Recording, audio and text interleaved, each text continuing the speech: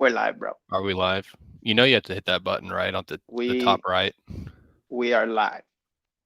I All right. confirmed it live. Hold on, let me F5 the Wait, are we stream. live? Hold on, check real quick. Just Are trying we to live? confirm. We're live, Can everyone see the folks. moth? All right, you go ahead. No, you're doing the intro. You lost the coin Folks, flip. Mm-hmm. folks, we're back today. Mm-hmm. A very important episode, potentially the last episode, but we'll get into that. We're having beers before 3 p.m. Eastern. We have coffee. As you can see, God's love is never ending. Never ends. He never ends. Go ahead. Sorry, our host Jake Smith is getting caffeinated for what could potentially be the final episode of Joker Hour. The finale, that's what they call those. The finale, the season one finale of Two Jokers. How's everybody doing in the chat? I'm your host, Nestor LLC LMB TMS. As of course, I have here my co-host Jake Smith, who has a lot to say today. A You went to lot. a card show. Your cards are actually selling. Mm-hmm. They're getting Things traded too, even though I hate so that. so I'm trying to figure out why you need therapy when you're winning. That's the thing I don't understand. Oh man, I meant to change my name. I did not want all these people to see that. Yo, chat, roast this man. He need I therapy. think I need therapy. I think my main deal is one of the classic things happened at the show What happened? where a dude came up with a whole bunch of master balls and other cool stuff, Pikachu, Gengar, all this stuff. And I'm a dummy because I went Mm-hmm. through, I was like, hey, I buy at 70%. You're good at taking 70% of these last comps. And I'll show you the comps. We'll go through it all. Yada, yada. Normal shit. And I get through to the end, give him my offer, which is actually above 70%. He's like, I think I'm just going to go see what I can do with the other stuff. As he's leaving, takes a picture of my notepad with all the prices on it, all my work, and dips. And then later on comes back at the end of the show and tries to get the deal done again. I was like, no, offer's not 300 anymore. It's 250. A 200 trade. He's like, okay, well, we'll see about that. And then he goes through my stuff and then just leaves again. So super all set. That was how my weekend ended. There's a lot more great things that happened. Yeah, tell me some of the good things. Yeah, Bryce, Butter Bryce, came Oh, through. Shout out him. oh, Said hi. We were actually on the phone with you, and he asked if you were live. oh yeah. Um, What's up, I'm Bryce? not sure you gave him an answer because we weren't really Well, we, sure at the time. well, we weren't live. I was just living my life. I was alive, Yeah, but I yeah, was just yeah, living. yeah. It's a slip of the tongue. You're alive. But yeah, a lot of good, cool people came through. A lot of Mm. sales, decent amount of Yu-Gi-Oh sales. That's always surprising, but pretty fun to talk to Yu-Gi-Oh people. I just start nerding out with Yu-Gi-Oh people where it's like Pokemon stuff. It's like, yeah, I like Pikachu too. But like with Yu-Gi-Oh, it's like, oh yeah, I collect reverse hollow and just get super niche and crazy. But yeah, but a lot of cool stuff happened. A lot of trades came through. People willing just to dump stuff. Well, I Oh, want to and talk to the you. Oh, go ahead, go ahead. real quick, crazy thing is Rock traded in Rock Pokemon, Rock Smokemon traded into a 144 pack Silver Tempest blister case. A dude bought it off of him, took it to trade night, and pulled 4 Lugias out of it. That was insane. Jesus. But didn't know that was even possible. But Yeah, that's insane. when you rip How modern, sometimes you hit. Very rarely. very rarely. Yeah, very, I've never very seen it rare. happen, but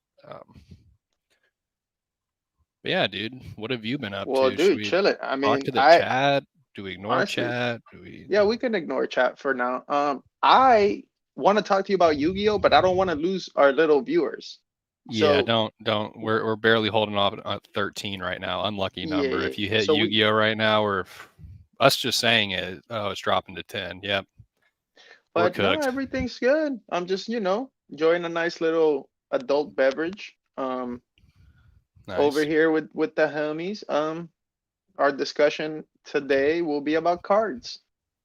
Um, Yeah, cards, and more cards. we do have Um, some we do have some Yu-Gi-Oh sauce, but you gotta stay tuned because we're gonna do it at the end. We will discuss trophy cards, a lot of in shit. in In detail. we're going deep, but that's Yeah. for later. What else we got? You want to check the? Yeah, I got You our want to check our? topics. Yeah, let's see what we got. Starting off really hot. I thought this was Hmm. kind of like you sent me this and on Instagram as the first topic, and I nearly passed out because I could feel my business fading away if we Hmm. even mention this. But are PSA 10s maxed out bags? Quote Ernie. Not Yep, me. that's That's my not me. question. Um, there's damage to slabs. We can talk about that. Um, shaking, no sleeve. Still waiting on those new PSA slabs. Are Yu-Gi-Oh prize cards undervalued? I am so sorry. We will get to that later. Should you grade super high-end things? Is that even Okay, worth here's where it? I'm at. Here's where I'm at. Okay, hear me out. Mm-hmm. If something is rare, Jake Smith, it means you can't have it, right? Like if I have a card that's only 3 or 5 of them printed, it doesn't have to be graded because it's Mm-hmm. already ridiculously what do you call it? Rare. It's rare. It's actually rare. And you see that, like, right? Like Illustrator PSA 6 still does crazy numbers, right? Just because it's a grail. Everybody wants one. There's not enough of them. Yeah. So from that point of view, right, that's how it ties into the PSA 10s. Because if a card, let's say you have a set card, right? Mm-hmm. Let's say like the shit behind us, a Vile Plume from Whoa, Rocket or whoa, something. whoa. Whoa, Grails. whoa. All right. Rookie Moth. Actually, Rookie show moth. the people Rookie Moth, please. Look how beautiful. Look at That's those little nice. eyes. Definitely Hmm. looking at a lamp of some kind, some sort of light source. There's no way Yes. it's not looking at a light source. There's no way. All right. Anyway, what I was saying is if you have a card that's not really rare, hear me out. Mm-hmm. The value is in the condition rarity. I think we could Mm-hmm. all agree most of the value is condition rarity. The card is not actually rare. The plastic. Yep. Right. So once you have it in a 10, shouldn't you sell it? Because you've reached the mountaintop, dude. You're there. You can't, like, what happens after the 10? Nothing. The card dies in its PSA 10 casket. Okay. It's Or its you final. you could Okay. crack it and send it to Beckett 15 times and hope for a black label out of those 15. Okay. What if it's a week 10? Doesn't matter. Week 10. Okay, week 10, Hella little 10. whitening, Yep. trash ass 10. Should have got a 7 or an 8, got a 10. Mm-hmm. Okay. Actually, let me hold on. You distract me. Any 10, dude. Literally any 10. Mm-hmm. Any 10. Let's take the black label super S tier 10. Mm-hmm. Okay. It's you should sell it because it's maxed out. Mm-hmm. What do you guys think? What do you think, Jake Well, Smith? well, I guess the argument could be that it's not maxed out yet because of the next boom around the corner, the next little boom around the little corner, you know? Because I feel like the boom is still a talking point, right? Like we got to have another boom. There's several booms that have happened. It's not Pokemon's last boom, right? Chat, can you Or please am I get this guy? triggering you? Am I You're, triggering? dude, I'm super triggered. What are you talking about the next boom? Have you Just seen look the at the moth. prices? Look at the moth. How is that not going to boom at some point? This is like $70 or $80 in a tin right now. Come on, guys. Come on. There's going to be a little moth boom for sure. We're all a bunch of little moths here in the hobby. There's going to be a boom. Let's just be honest with each other. This is Um, why this is my final episode of Joker Hour because mhm. dudes are out here still talking about the boom in 2024. What boom, bro? What boom? What are you Oh, talking about the boom? What boom? people always say there was a black swan event, but I mean, 2016 was kind of a little bit of a black swan, maybe a little baby black swan. Um, Hmm. maybe there's something to that. I feel like Colson says every time I tap in, I hear about a boom. Welcome back, Colson. Bada bing, a bada boom. How's the temperature in the basement? Yeah, yeah. Blink twice if you're okay. Speaking of No, Colson, I'm I just actually yeah. Hold on, I found No, a yeah, go for picture. it. I found the last known picture of Coulson. I'm gonna put that up right now. Oh yeah, There it is. yeah, there he is. He's looking good. He looks Could probably healthy. lose. He could probably use some sunlight, I'd say. Yeah. He looks like he's never been in the sun, but also he's been staring at the sun for an entire month in the Mm-hmm. summer. Mm-hmm. Cool earpiece though. Look, bro. But Let me yeah, get back. tens Let's are get back maxed on out, point. dude. Let's be real, you know? Let's be real. That's all I Let's be want to be. super real It's today. real. Yeah. The reality of the objective reality is tens are maxed out Mm-hmm. That's the because maximum grade. There's no 11s. that's the maximum grade. You're not cracking it. So if you're holding a 10, what you're basically saying is you don't like the market price right now Mm-hmm. and you're being greedy, or you bought it for more and you don't want to take the L. Or But you're just a true collector and you're never going to sell it. They don't get enough props in the hob, I don't think. okay, that's true. All right. Well, I guess that just There's debunks there's my whole three argument. there's three possibilities. Okay. Well, there you go, chat. Let's catch up with chat, dude, because I'm about to jump.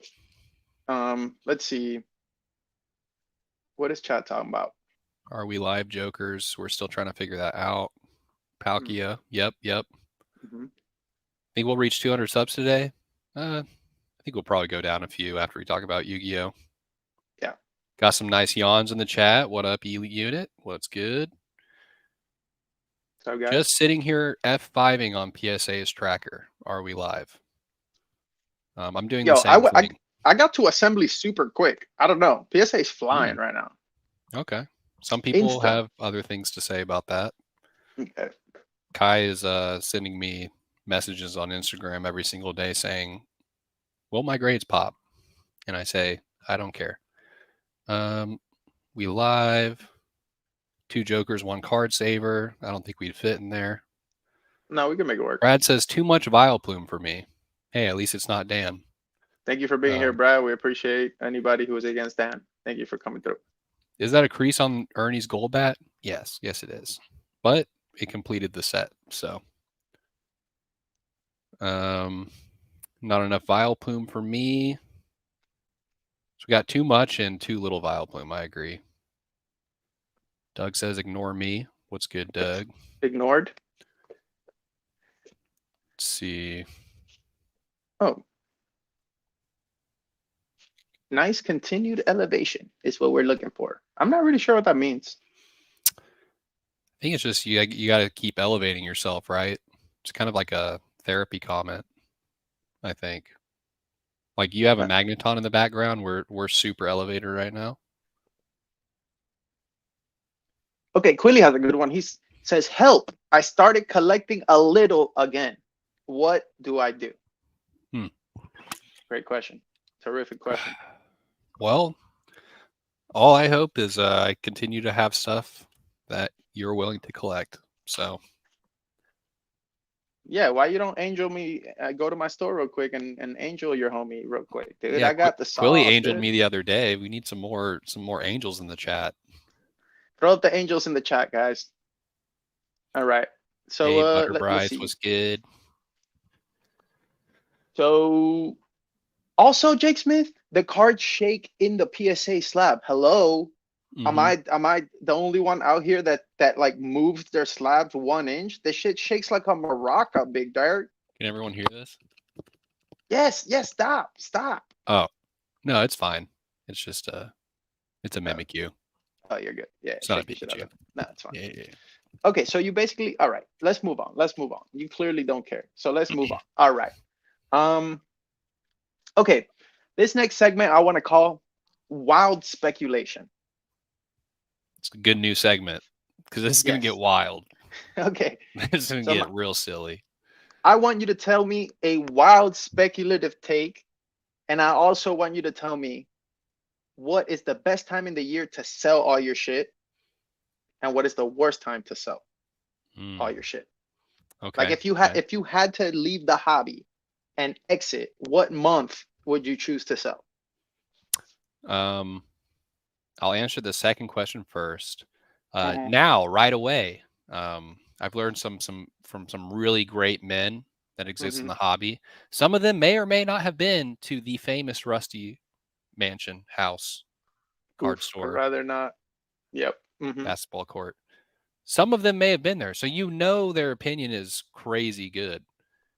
Yeah. Sell it right away. It may not be the best time, but it is a time, and you never know if it's going to get worse. So sell now, even if it's a price you don't like. Just sell it. So you What's it think? going to hurt getting some money? You know. Mhm. That's actually pretty good advice. Mm-hmm. Because I've held stuff before and thinking it was not the right time to sell, and that was definitely the right time to sell. Um, Mhm. I don't know if you've had that experience before where you're like, "Oof, should have sold that. I really should have sold that." Huh. Um, No, you're making me happy, Jake Smith, for once. oh, okay, Yeah, first because time. I'm just gonna sell it, dude. Just cash out, Mm-hmm. liquefy, get it out. Yep, So all your PC and everything, right? Next week, right away. uh You're selling that black label. That's on ZNG right now. Everyone should go check that out. It's already at 450. So Brad was wrong. Kai was wrong. How many other pillars were wrong? I think ZNG said 250. No, ZNG was actually pumping the homie up. He said like 1500 or something like that. yeah, CNG, the So, only actual person that knows anything, mm-hmm. disagreed with two jokers. I'm very surprised. Yep, Yeah. it is pretty surprising. But no, I Um, mean, we'll see, bro. I mean, it could stay at 450 theoretically. Like, it just depends on uh, who's watching, I guess. But like, it has 230 viewed it in the last 24 hours. Like, it's hot. It's a hot commodity. yeah, You know what I'm it's saying? Like, black label English Charizard. What are we people doing? like that. People like that shit. So not me, but somebody likes it. I think you kind of like it more than you think. That's just me knowing you for years, though. Also, no, but it's like, it's not what I collect. Like Yeah. I You did like. buy it, though. You liked it enough to buy it. I know a lot of things you don't buy because you don't like it. That's true. I like it more Yu-Gi-Oh! than the things I don't buy. Yes, Right. Correct. right. But also, just me even sending this to Beckett, I should have my head examined. Like, it's not a replicable play. It's not like I had a plan to black label this. I literally was like, I'm sending out a Beckett sub. I bought a few of these. Let me send two and Hail Mary. You know what I mean? But like, I wasn't really expecting a black label. One of them got pristine, and the other one got a black label. Like, that's just insanity on English, Yeah. So Did you buy scratch off tickets after that? Because that's a sign from the universe. straight up, all right. Um, Zero says this is a perfect timing. I'm considering selling a lot of my collection here soon. Not trying to skip over wild speculation segment, but I feel like a lot of people are selling right now on Instagram and elsewhere. So, right now might not be the best time to sell, but also it could be the best time to sell. You just got to figure it out yourself. What is your vibe? What does your own universe tell you? Well, I don't think right now is the best time to sell that black label, but also it could be that black label buyers are kind of in their own world. Because if Mm-hmm. you're dropping 2, 3 bands on a black label, it's like you're probably fine all year. Mm-hmm. That's kind of my what I think, Or you're bro. like so comfortable with high debt at this point that another 3, 4K doesn't really matter to you. Sure, yeah. But I mean, honestly, bro, I'm just happy to get it out and get liquid and keep buying and stuff. Plus, it wasn't selling by it now, so. And also, anyone told me you auction black labels, just let the market have it. So I'm hoping it goes for a stupid big number and breaks every sale, and I print face meltingly hard. But I'll be happy if it sells for what it's at too. Like, it's fine. It is what it is. Mm-hmm. Um, Walrus says never a bad time to get money. Correct.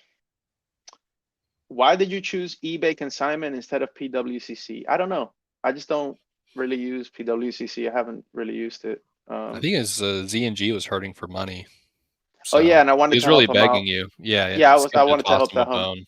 He just moved. He's He's a redoing. he's a great man.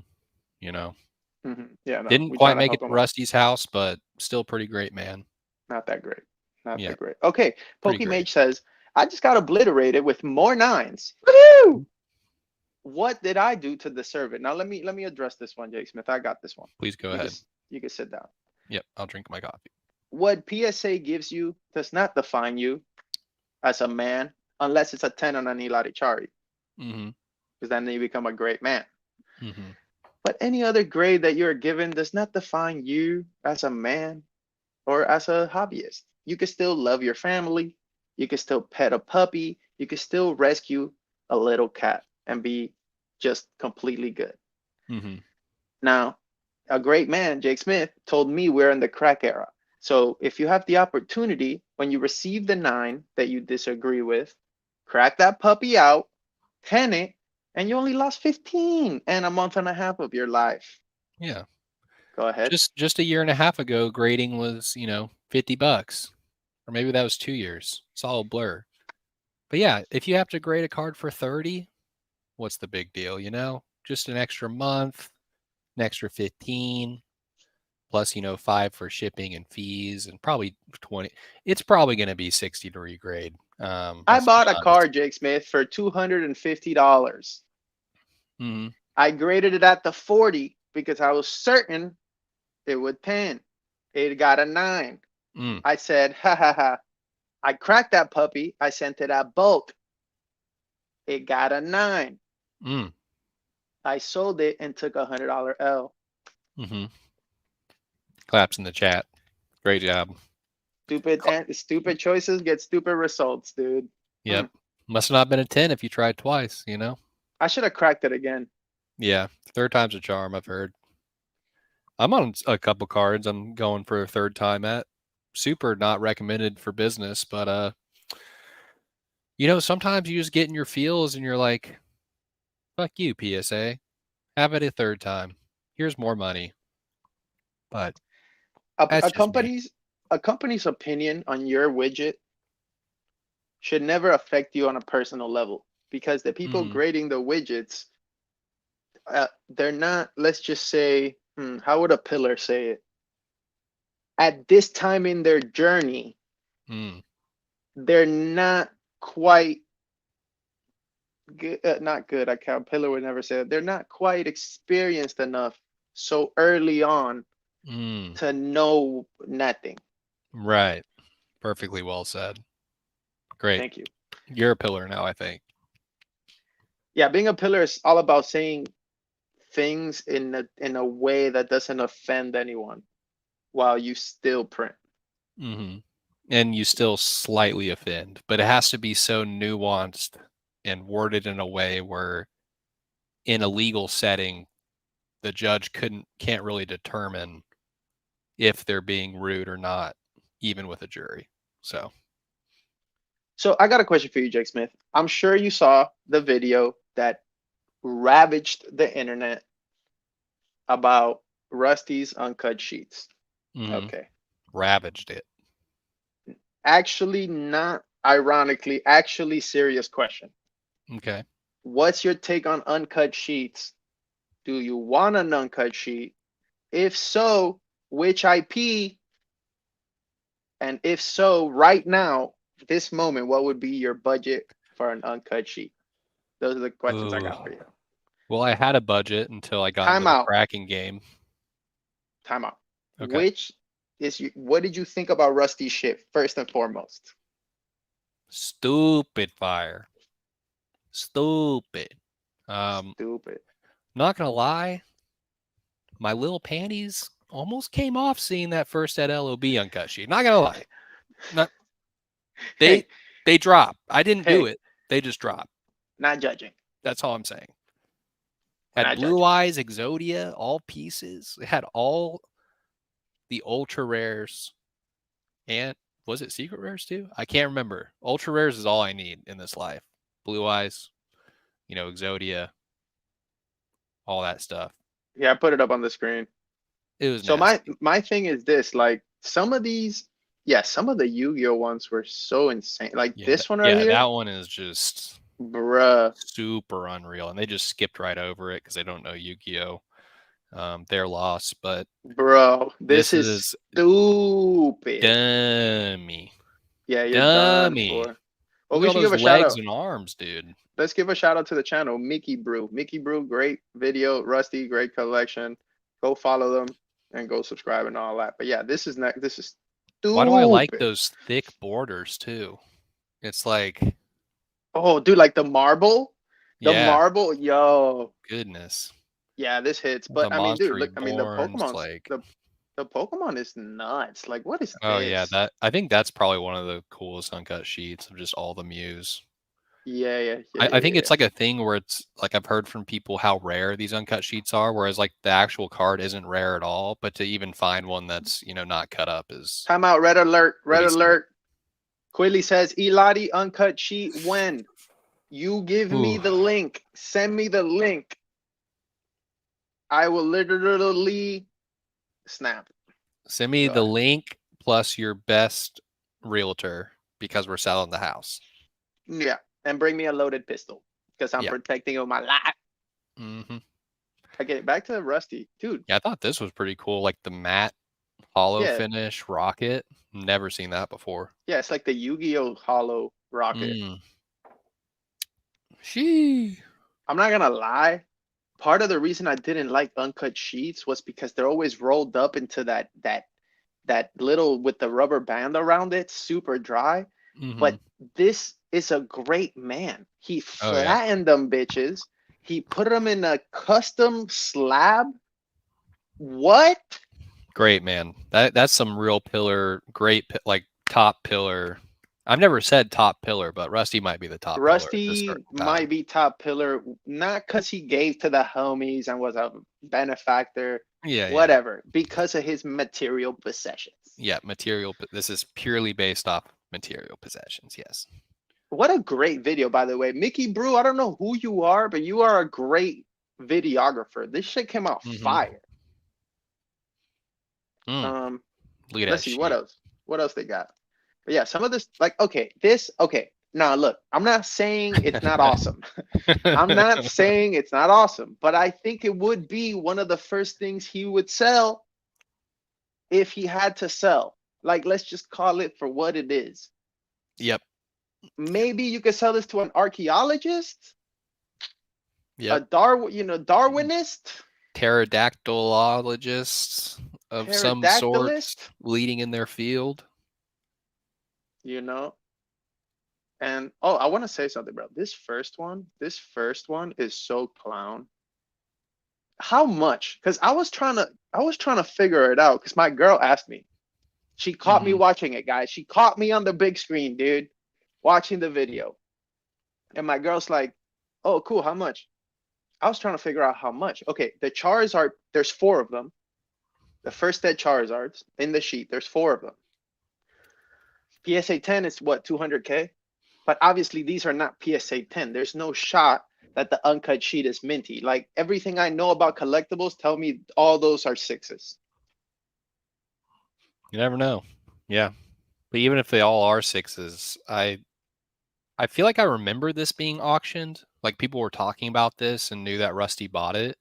And I remember the price being something where like it was like close to or below what first ed Charis and PSA 10 were going for at the time, which just seems insane.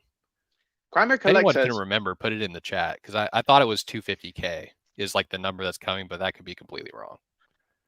real quick, Grimer says, wouldn't the bottom pillar be the strongest? It's kind of deep. That is I'm some, gonna have, yeah. I'm gonna have Who's to think holding about. up the rest of the pillar is the thing. Because Rusty's at the top. Who's the base formation? Is it WotC employees? Every WotC employee? Basic I just don't know. said, Nesty crapping on the Aerodactyl Uncutty. Give me a pistol. I'm crashing out. God Thanks, bless. Basic, for coming through. We needed that Appreciate comment that. to get us through the rest of the day. Thank you. The acrylic frame is probably worth more than my car. Just for That's touching the sheet. It is Rusty's acrylic frame. That probably has a market premium, I'd say. the LOB sheet not being framed is a damn shame. Yo, that is honestly, That's why I actually blocked Rusty after I saw that that sheet was Yeah. not in an acrylic case. And you see Rusty, the Aerodactyl one in there, and you're like, why is there not LOB in that one? I don't know. I'm gonna need a letter, an apology signed by Rusty to the green shiz to unblock. Yep. Necessary. I don't know. I don't really like the sheets with the same card. Am I dusted? I kind of like that it's the whole set. Yeah, Like yeah. I'm the it's same kind of way. It needs to be a big collage. Like it's because it's kind of like framed and displayed as an art piece or like a unique kind of piece. And just seeing all Aerodactyl or all Vaporeon, Kangaskhan, not too ugh. big a fan of that. I like seeing all of the little ones littered throughout. So how much you think it's worth now, Jake Smith? Right now, somebody goes to Rusty, goes Rusty. I have too much money. I found an oil field and I have more money than I can spend in 4 lifetimes. How much is Rusty letting the first dead Uncutty go for? You think right now? Well, he said that, or DeGreenshire says that he bought it from Sean Bassick potentially. I don't know. We could just be giving up tons of wrong info here, but if it's minty, like if you could cut those and get It's tins, like not minty, I fool. mean, How how can how it be many Charis are minty? on there? No, dude, there's not minty. Basic said he But said a milli he'd sell it for. you think I'm Millie? Yeah, I it's mean, I, being I feel like friendly. that's perfectly reasonable. How many Charizards are there? 4, and those are what 200K plus all the others. Like a milli sounds right. I It's mean, it's definitely the most expensive sheet there. yeah. Like there's no way there's any others that are more, unless some Yu-Gi-Oh Super Dust Lord comes through on the LOB sheet. I've never even seen a uncut Yu-Gi-Oh sheet before, except for like commons, uncommons. I've never seen like an ultra rare first ed sheet. Like that's insane. But I don't know. What do you think? What do you think it's worth? I'd say a mil, like easy. I think raw, like all those cards raw alone is 250K. Like that's literally what he paid for it, right? I mean, how much are the Charis? I might dust it. There's 4 Charis. They gotta be 10,000, right? How much is a like a near mint first dead I Chari? mean, this sheet just looks clean. Like I mean, yeah, I obviously don't you get see the sheet wrinkles or nothing. premium. There's a Yeah. sheet premium. You can't just go off the raw. You're not gonna cut the sheet. But I'm There's also saying, way too many Machamps on here. Sorry, my fault. okay, no, you're good. Maybe if they cut the Machamps out, it'll Yeah, actually just up cut the that value. just right across. Yeah. Hmm. Cut that sheet right in half. Like stuff like this is kind of cool, but again, I would probably frame the LOB. He might just have it framed by value, or maybe he just really likes this like this Entei one. They're cool. All right, let's let's keep it pushing. All right, let's keep it pushing. Let's address chat real quick. Back to lurking while working. God bless. Would you rather have a disco hollow uncut sheet or a first dead base? Ooh, that's a good question. I Uh, would. Is the disco first ed or is it's just shadowless like that? Shadowless. Okay. I I mean, mean, Jesus ooh, Christ, dude. I mean, check 130 point, yawn. I don't know. Probably the first ed. I think the disco yeah, is cooler. I think the disco is a cooler item because I am a full moth. And yeah.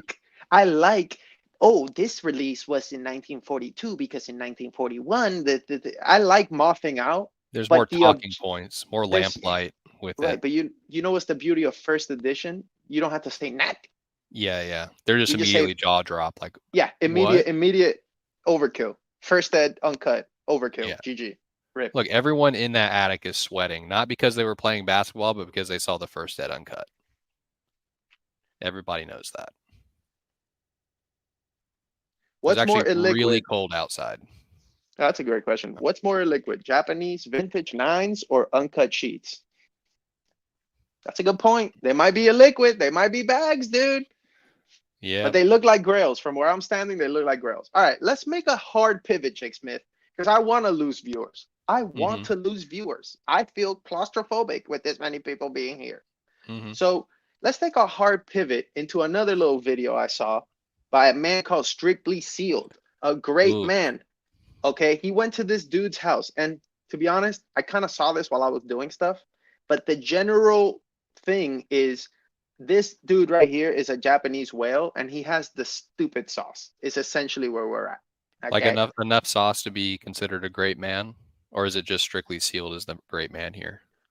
Now, for the chat, we're only going to cover this for 3 to 4 minutes. Hang in there. I know it's rough. I know it's Yu-Gi-Oh, but I need Mm-hmm. to get Jake Smith take on this. I need to get Jake Smith. Okay, you, Jake Smith, have never Mm-hmm. even seen these cards, dude. You've never Nope. even seen these cards.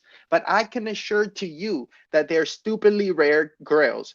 More on the modern side, but Mm-hmm. still very, very fucking crazy great grails. For example, Buddy has like like a third place Latin America trophy for some Mm-hmm. Yu-Gi-Oh shit that they did in Latin America.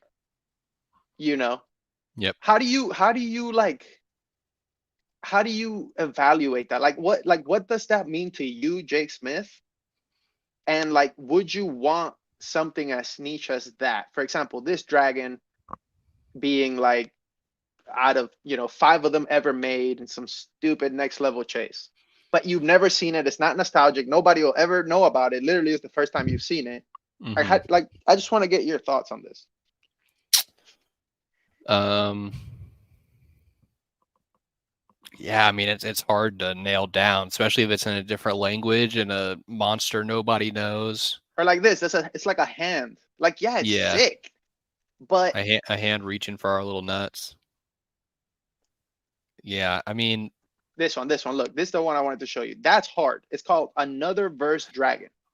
another Okay, verse. She. yeah, and it says this card was awarded to the third place or the second place winner of the YCS Brazil or Latin America or whatever. You know, it's a Mm-hmm. it's a trophy card. Or like, remember when the Green Shiz got that thing that was given to a player, like that oversized card? Like, what are Mm-hmm. your thoughts on like are these Yu-Gi-Oh trophies that are unknown very slept on? You know what I mean? I Like, mean, I personally think so. Like, I keep hearing that Yu-Gi-Oh is still like the number one TCG in Japan. So there's definitely a large amount of people out there that love it. I mean, there's tons of people that still love it here. Like the fact that I can even sell stuff of OG print and even modern Yu-Gi-Oh cards at these conventions just from people just moseying by, and like I kept getting told I was the only Yu-Gi-Oh person there. So like I was just getting all the Yu-Gi-Oh sales. So there's still a lot of people that love Yu-Gi-Oh. Um, bro, even if this you guy has it in the disagree, but seal. Look at this. He has it sealed from yeah, Konami. Like, and he just threw it on a card saver. Like, these whales, they're not grading shit because they don't need to, because this is like a trophy. It's like it was given to 4 people. What the fuck are I gonna grade it for? I know I got yeah, it yeah. from the guy who won it. That's true. I mean, especially when you have these little hard cases too, the little magnetic ones. I like those, and they're like like they're smaller. They can fit into cases a little easier. But yeah, that's just dumb. But this card is beautiful. Like, I think we can all agree. It's a cool looking card, cool hollow. It's a dragon. You know what I mean? It's rare. Hmm. It says this card was awarded to the winner of the third Latin America YCS in the 2022-23 season. So this is Hmm. recent. This is Yep. like recent. I guess, and we could drop it, we could move on. But where I'm at is I feel like I won, LOL. Not, but like I won by having information. Hmm. And how many of us supposed hobbyists actually know anything about like some of the rarest cards in Yu-Gi-Oh? Like the same way that the world's promos in Pokemon are grails. Why don't we even know about these? Or like, like, is there a Yu-Gi-Oh worlds that we could go to and pick these up in 2025? I'm It sure could. that's what this guy's doing. Like you've got to go to the championships or know the list of people that will. Like you have to be in it, like really in it, and like super interested in these to even know that they exist and then pick them up. Because I've only seen like one website where it actually shows pictures of old trophy Mm-hmm. cards and everything. And like with Pokemon, it's like every single website. Like you look up Pokemon trophy cards, there's multiple websites with full lists and winners and like so much information on it. But Yu-Gi-Oh is super lacking in that area. But maybe there's like Japanese websites and stuff that don't even pop up for us that have all that info and it's much more available over there. Who knows? Um, like honestly, like we haven't even seen this, and this card's 2 years old and was one of the world championship cards. Like there's no one really promoting this. But I guarantee if like Ruxin or some other big Yu-Gi-Oh streamer starts showing through all of these, and like it could definitely pick up. So in fact, I feel like they are probably undervalued at the current moment just because of lack of information. That'd be my guess. I've never even seen them before. If I hadn't Yeah. seen from the YouTube channel of a great man, because anybody who's giving you info is a great man, because they don't have to, Hmm. right? Yeah. Nobody has to teach you nothing. Like this Japanese dude right here, whatever his name is, God bless, great man. He's a great man because he's putting his collection out. He doesn't have to. He doesn't have to Hmm. show us nothing. And I'm sure there's stuff in this video that I don't really understand how rare it is. Like the fact that he has two of these is probably the most insane thing ever, and I just don't even know because I'm not tapped in. So anyway, Yep. food for thought, I guess, something to look into. Let's figure out when 2025 Yu-Gi-Oh is. Let's play, fool. You and me Hmm. will pull up with little Yu-Gi-Oh backpacks. We'll play. There's probably 10 people total. We'll get to the quarterfinalists and we'll get a grail. Yeah, we'll be rich. It's that easy, I think.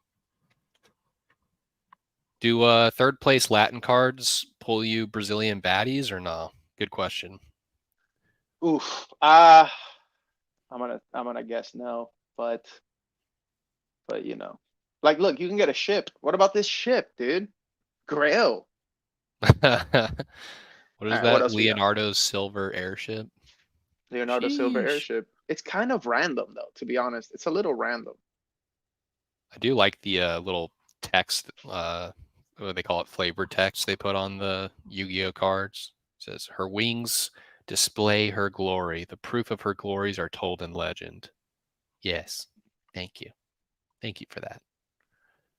All right, let's pivot to our next little topic here.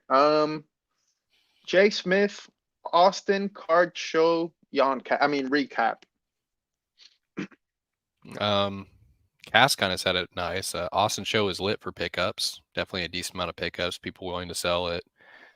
Like there's stuff coming through like PSA 9, Charizard EX from Paldean Fates and Shiny Treasures. People are just willing to sell it to me for like $60, which is like in PSA 9, which is way lower. But that's literally the number I would buy it at. Like I told them you can move on if you're not okay with that price. It's totally okay. So there's a lot of people just like trying to get out of their stuff and move into other things. So it was actually really active there. But Cass also picked up some COVID. Um, Oof, it's a new, pretty sucks. playable card. Mm, Basically, whenever you give it to another person, they're unable to play at least 4 turns. So mm-hmm, it's probably going to be mm-hmm. banned soon, but no one's really figured out a way to defeat it. No, you gotta ban it. Um, Yeah. I have a weird one for you guys. This is some nuance for you guys. Um, I found a Pokemon sticker randomly. I think it came in a lot or something. Here, I'll Hmm. pull it up. I'll pull it up for you guys. But Jake Smith, apparently, the way that you received this sticker was linked to the video game. So when Black and White, I think it's for the DS, Black and White 2. Here, I'll pull up the picture for you guys. But basically, the way you got this sticker was you had to show up to a Pokemon Center and you Hmm. have to like here, I'll check it out. So Whoa. you had to pull up to the Pokemon Center and you had to show them your DS. Okay. And if your DS had 50 medals, then they would give you this giant sticker. It's basically the size of, I don't know, a regular sheet of paper. And everybody in the sticker is like a TV personality from that release. Oh, okay. And if you read it, like on the website, it says that season one, they had like a small sticker. And then season two, they had this giant sticker and it says limited until supplies last or whatever. So it just got me Hmm. thinking about some of the other items in Pokemon that are again rare and extremely just people don't even think about it. You Yeah. know, Because we're like the first person probably on or people on YouTube even showing this. Someone called Dust. Um, here. Limited. It's almost like So they only printed a certain amount, and you had to like, what are the medals you had to get like in game on the DS? You had to complete a certain amount of things throughout the game, and they would check it and give you this. No, you basically had to get medals, right? So like I forgot how you get the medals, but I don't know if it's like trainer battles or whatever. Um, So you had to play other people. you had to play the game up to a certain level. And Okay, so if gotcha. you're a little kid, like, okay, obviously these stickers are not like grails that kids were chasing, but if you were chasing it, you kind of had to hurry before supplies ran out. So if you got the Hmm. game on Monday, you were trying to get to 50 medals quickly so you could go get the free sticker. So Right. I actually listed this on eBay, like I was just speed listing and I just threw 19.99 because to me it's just a sticker. Uh-huh. And then after I researched it, I'm like, this could easily be worth $100. Like I have Yeah, yeah, no idea how much this is worth, but like it's not $20, yeah. for a 2012 limited release. You know what I'm saying? So it just got me thinking as to what other things are rare and like I'll give you an example of something that's not rare. Okay, can you see? Yep. All right, so I graded these clear files, or I forgot. I think I bought them. I don't remember if I think I bought them, but Hmm. so I know for a fact I'm gonna sell these and print, right? Like it's Pikachu, he's has a poncho or whatever, beautiful art. Okay. Great art. But this is not rare. Like there's a million of these, but even Uh-huh. these have some lore. So this one, this set is from the if you say it says if you read right here, it says the grand opening. Uh-huh. So this was when they opened a Pokemon Center called Skytree. And Skytree is like a mall in Hmm. Japan and it's like a giant like tower. Okay. So in 2016 they opened the Pokemon Center in that mall and all you had to do was walk in and buy something and they gave you these little this guy. Okay. Right. And then in that same release, so here I'll just show you guys since I have it here. In that same release, you would get this guy as well. So there was three. Okay. Okay. So you'd get this guy, and you could tell it's the first one because it says grand opening. Okay. But then a year later, they had their first anniversary. So, like it says, first anniversary. So this was the second year. And you could tell they really elevated the art. And to me, I like the second year more. Now, Hmm. everything in my bones that I know about the hobby knows that I'm going to get $100 for this or more just because it's cool and it's different. But it's not rare. Like Yeah. getting 150 for this is a clear card that was given to you if you walked in through the door. Like that's not rare, Yeah. right? I mean, it's currently rare only in the slab is the thing. Like, I'm guessing the It's pop is pretty low just because that's kind of a newer thing they're grading.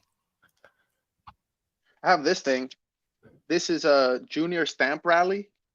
So this is weird. So you had to go on this little train, the rally or whatever, and hit every stop and collect a bunch of stamps. And then Hmm. you would get this for free though. This was free. All you had to do was participate, Right. right? So nobody knows. Nobody is buying this because of its rarity. Dudes just see Umbreon. You get what I'm saying? Like so much Yep. of the market, they cap like it's like rare, but they really just like the picture. Like you got like Moonbreon is not rare compared to like a stamp rally postcard, but it's worth 10 times more. My bad. I'm a little hot. Go ahead, bro. They're good. I think they're really cool. ZNG counted. He just commented dark though, so maybe they're not as cool as we thought. Yeah, sorry about that. My fault. Let's just go back to talking about your great platform, CNG Emporium, where you could sell all your. All right, let me see. I have a real question. You got this, Jake Smith. What's I the real met question? Gary King Pokemon at Collecticon. Congrats. In 40 years, are we all still around, scootering around cons and caring about cards as old ladies and gents of the hobby? I have a thought. Hell, fuck no. We, or you weren't there, but me and some pillars, I know a lot of pillars, extensive network. Um, Mm, we were true. in Houston for the Collecticon last year, and there was an international convention for rugs. And everyone there were white women in wheelchairs and motorized scooters from the age of 50 to 90. So I think if rugs, and I don't want to mention it, but maybe Steins, who knows, Steins too, I think if those are lasting that long, there's people that old still caring about it. Pokemon's probably fine. We're probably fine. No, but I think he means us, not the hobby. Oh, us, Us. us. Yeah, us. Oh no. My plan is to be completely immobile in a chair on the beach, way too drunk to even know my own name. That's my plan for when I'm in 40 years. But that's just a personal plan. Nobody has to follow that or do anything about that. And I'm gonna have a full 360 binder of this moth. But All right, let's catch up. Let's catch up with chat. Jake Smith, thank you for that very insightful answer. Thank you guys for the question. Quilly says, yes, finally some plays. Did you guys want us to spill plays? Is that what y'all want? we can spill Bro, some plays. I mean, I'm out the hobby. I'll spill all my plays, dude. I don't care about nothing. And I'll spill the homies plays and I'll spill the pillars plays. I'm a live wire. I'm hot. Yep. So just what's your ask us. first play? You go first. I'll totally follow up with a great play. It depends on the budget. It really does, bro. Let me think. True. Let me ponder. Let me True. take a pace. Let me pace around. Yeah.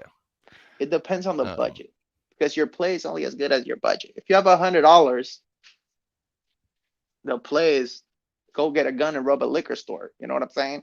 Yeah. But if you have 1,000, you don't have to risk your life. Yeah, you can rob a bank instead. Correct. And I need a getaway driver. Yeah.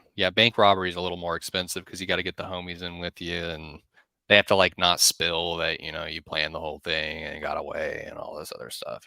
The thing is, I can't. What play can I spill that won't affect nothing? What about your 10-cent Gengar play? Do we want to spill that? Sure. Okay, guys.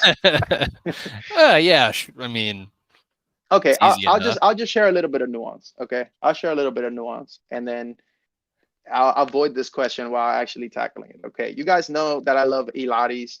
Okay, everybody knows this. But I've learned the hard way that the only real thing that matters is popular Pokemon. So, for example, this little card right here, I love it. You love. Well, you love it, Jake Smith. We've both been fortunate to own this card. I will never own this card ever again, and let me tell you why. Okay. I will never ever again put money on the character Meganium. Now, it's beautiful art. I'm not arguing. Beautiful. Do not at me. I love it. I actually paid $450 for a PSA 10. And my co-host paid significantly more than that for a PSA 10. We are the dummies. We are the end consumers. But I'm never gonna buy a Meganium ever fucking again. Forgive me. Why is that? What's the nuance behind never buying Meganium? The most beautiful Meganium, by the way. This is the best Meganium card. This is peak Gen 2 Meganium, I would say. Maybe I'm crazy.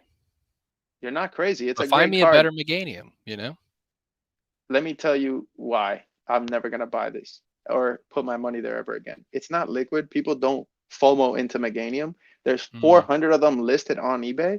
And so like you basically have to dump it to sell it if you need the money, if that makes sense.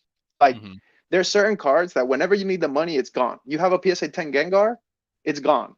Like Meganium is not that tier. So I'm for sure gonna wait it out on fucking Meganium. Okay. Yeah. And you could make the argument you should be waiting it out on everything. Let the pillars tell it. Let the crooked pillars tell it. But here's one where I made a mistake. I thought 450 was a good price. It's just not a popular Pokemon, folks. There will be more people selling it than people that want to buy it for more than you paid for it. Just let it fall to the depths of hell and pick it up when it's $100. A PSA 8, $100, $98 for an 8. That's under raw price. That show you nobody wants a flower type Garnosaurus. That's where I'm at. You know what I'm saying? Respectfully. People want T-Rex and Velociraptor. They don't want Brontosaurus. Respectfully. Yeah. what's another play? Okay, yeah. So my Gengar play. So basically, you guys, like, if you can never find like a big quantity of a popular Pokemon at market or under market, that's always a snap. And like, it sounds redundant, but if you check that the Gengar is 50 cents on TCG Player, and you can get it for 20 cents and get 100 of them, like, you might think like, oh, this is like pennies and I'm too good for this, but you're not. And it prints so ridiculously hard. Like, I bought a Mhm. lot. It had 200 Gengars. I paid like $11. It was the most insane lick I ever caught. 200 minty. It's not the good Gengars. It's like the bad Gengars, like the hollow Yeah, bricks, regular hollows. regular Yep. hollow. But I was in for like 15 cents a Gengar, bro. I tend a bunch of them. I sold a bunch of them at the con for like $3 to $4. Like, I basically got my money back and still had 175 Gengars. It was the most obscene lick I ever caught, and it was Mhm. under $15. So like, there are plays out there. You just gotta buy smart, man. And like, another play, if it's a play, a lot of times like sellers will list their main card, but it's actually a lot.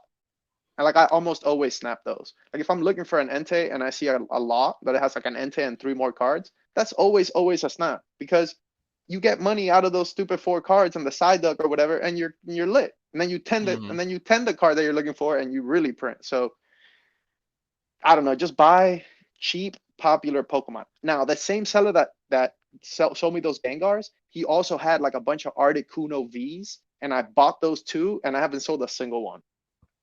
Yeah. So I mean, it's all about like going off of that. I think one of the most interesting things I've learned selling stuff is try to get cards where the price doesn't matter. And I see that way more with lower end cards. So just a hollow Gengar. Like if you can get a hollow Gengar or even a non-hollow Gengar yep, for less than $1, like Gengar is just a Pokemon where it's like no card is really under $1.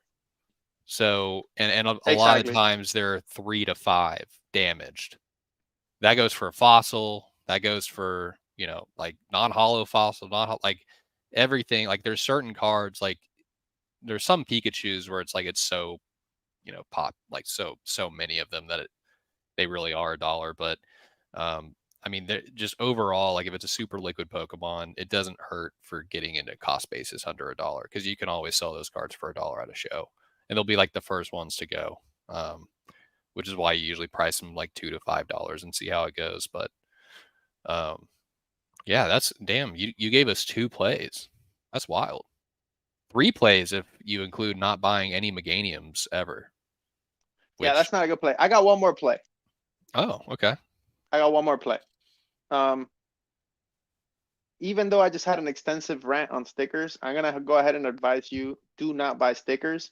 Hmm. Um, People aren't looking for them. They're not really liquid, and it's really just dust. And when you go to the dust, you're gonna face illiquidity, and then next thing you know, you have $1,000 tied up in some shit that you really will never sell ever. So Mm-hmm. don't do that. Um, but yeah. What about you? You don't have a play? It's why you don't spill a play, dude. Hmm. I mean, I feel like I spill all the plays. I mean, I've only ever spilled plays on this thing, but my main play right now is buying PSA 9 popular Pokemon for less than raw in person and seeing that they can grade 10s and then just cracking them and tinning them. That's a pretty decent play everyone can do. Bro, that's a good play. I was looking at a Grail Jake Smith that I cannot find mint raw. And the Mm-hmm. 9, I think it was Dragonite First Ed. Watsy boys, assemble. Dear Watsy boys, dear Watsy lovers, listen to Nestor. Dragonite from Fossil Set. It was a PSA 8. I know what you're thinking. But Oof. it was mint. It was mint. It was like Mm-hmm. $92, Jake Smith. It was like t-shirt money, dude. It was like a night out bowling money for a first edition Draggy. Do I have to Mm-hmm. explain to you the historical significance Oh, of it? of dragons, absolutely not. I mean, Now, for $98, you take the PSA 8, you take a look. If it's scratched, just sell it to the green shiz or some Watsy boy. Mm-hmm. Just give it to Dan for his birthday. He'll probably take you to Rusty's house. Mm-hmm. It's 98 fucking dollars. What are we doing here?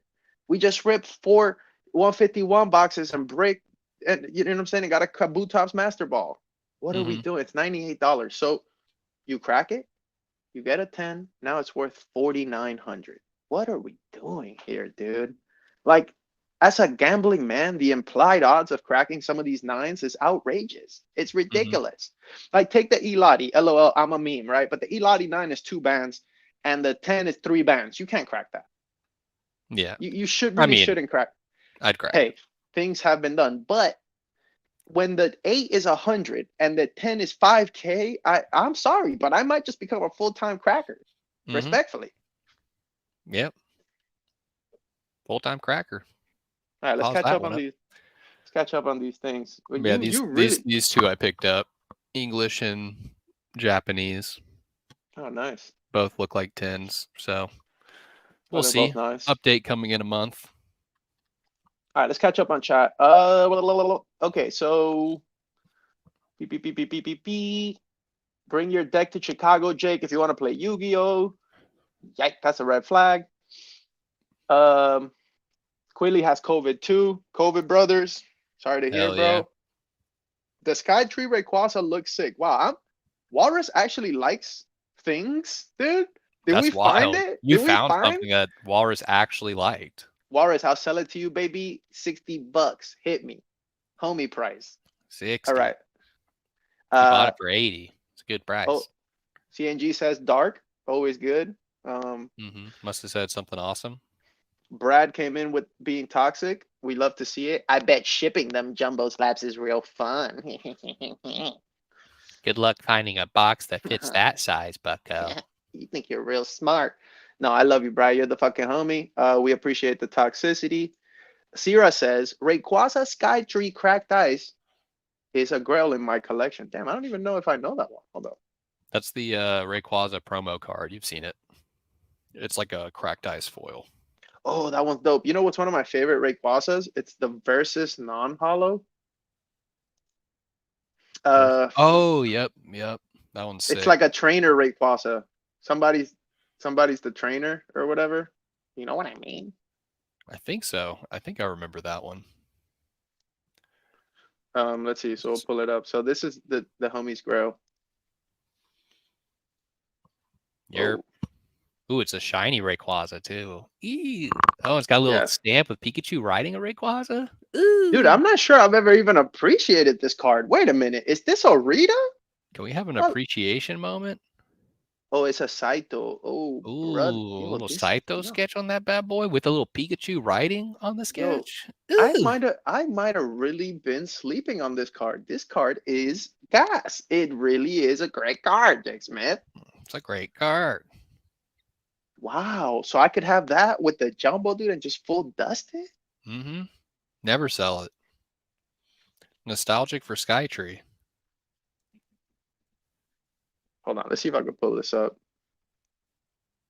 But anyway, nobody want to talk about Rayquaza. Oh, here it is. Yeah, they do. Sure. This one. This is the one I like. I think this is really dope. The resolution is pretty bad, but yeah, it's a cool one. Especially in that strong 9 slab. Thanks for the love, the green shiz. Current play, do real work that pays money worth your time. Well That's said. Smart. Very smart. Well said. I wish I had that luxury. Oh, Cass has a play for us. Okay. Lowball people who need money and sell it for higher. Best play 2024. I give it up, but yep. I don't subscribe to lowballing the homies, but strangers maybe. You give a good lowball to a stranger, you know, they need the money. Brad G says there is no place, no one knows what they're doing, and some make money. To which Mr. Walrus took that personal and said, "Brad taking shots at me." So we apparently have some wars being fought in the chat over territory. And just as the pillars predicted, as the margins slimmed, the homies would eat each other. Yeah, they're at their throats.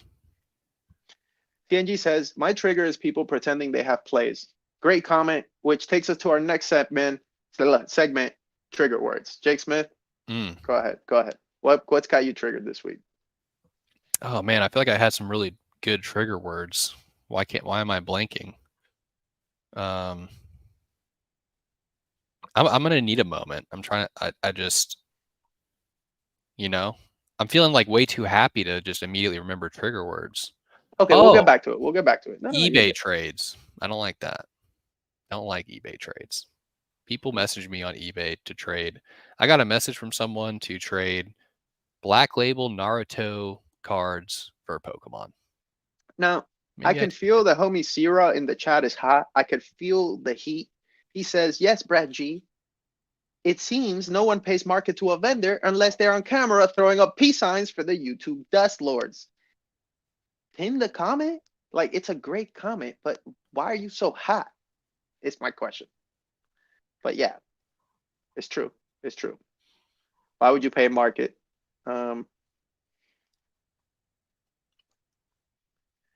Whoa, shot at you, dude. You're worse at reading the chat than Dan. Damn, that's a big low blow. Because Dan goes for 40 minutes to an hour. I'm just gonna have to do better, Brad. Sorry I let you down, okay? Go ahead. Let's keep it going. Keep up the toxicity. Snorlax promo from Twilight Masquerade 3-pack blister is the password to our underground Gimp Fight Club. Mm-hmm. This sentence right here, Snorlax promo from Twilight Masquerade 3-pack blister. That's how you get in to the festivities at the con. Write it down. You get put in a match nearly immediately. Buying PSA 8 Watsy Super Dark. Okay, we're behind. Okay, let's catch up. Doug says he's gay. That's not news. Trigger words. Rusty's house, best time in the hobby. That hurt me. Yeah, that was a low blow. That was I feel like I remember some pretty great times. Yeah, there's some good times. Not the best time. Yeah, it's not the best anymore.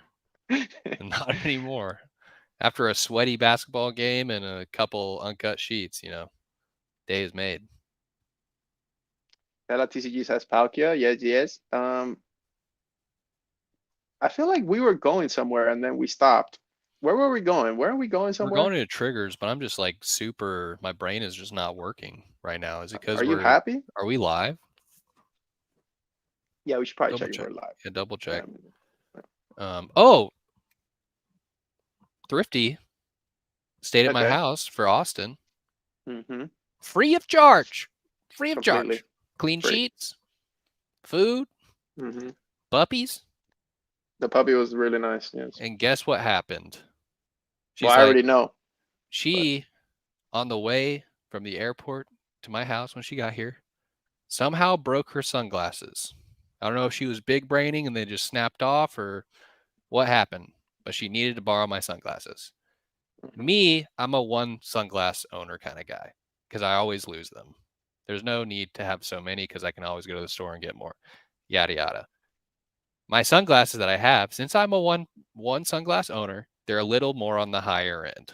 They've got UV protection. They've got all the good stuff. Guess where those sunglasses are now? They're in Florida. Thrifty's house. I'm hot. She stole your glasses. I'm a little hot. Who cares, bro? So if you had stayed, how do I take legal action immediately? I think a quick Venmo between friends can solve this issue before legal action is required. True. There's also the homie IOU, which could be put into place. For example, you owe me money right now, but it's fine.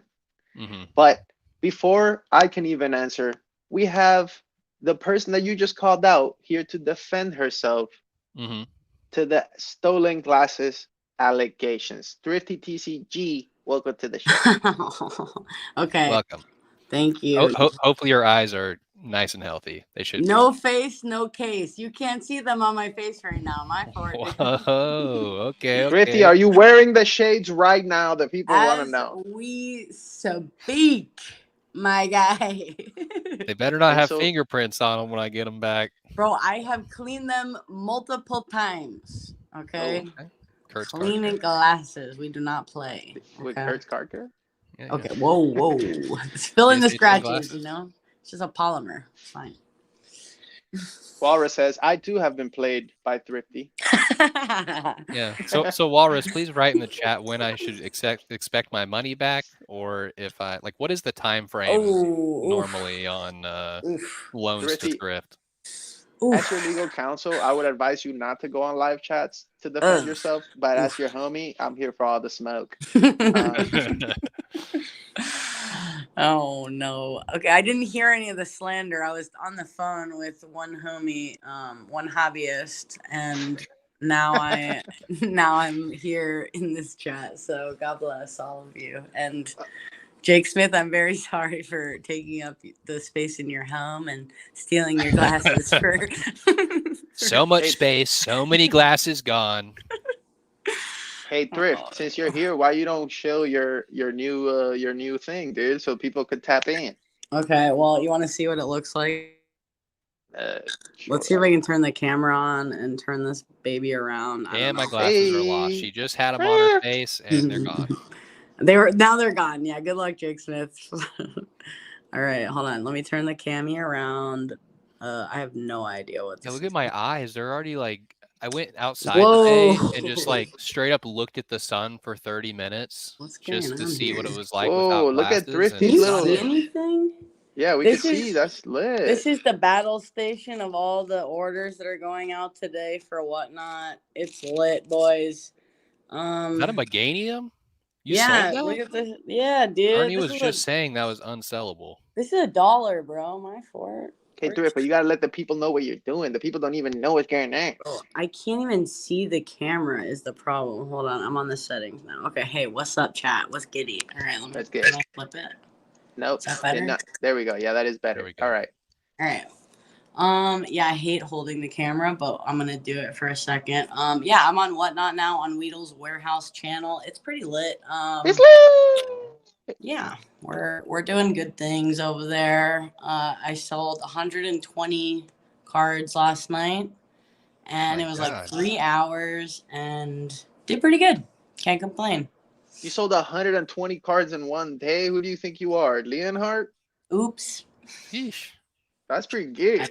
Yeah, it was all right. I don't mind it at all. It was super fun. The chat is like, it's pretty easy. I thought it was gonna be hard to like talk for that long by myself and not like say weird shit or just like ramble for like three Well, hours. what But kind of weird No, you shit are you killed it. worried about saying? bro, I I'm don't know. I'm curious. just fucking weird. I just like make weird noises and shit. It happens, Like I don't know. Okay. No, I No, You got were you you. were hanging out killing with it. me for like 3 days. You know what the fuck's up, dude. I'm just like get weird sometimes. My fault.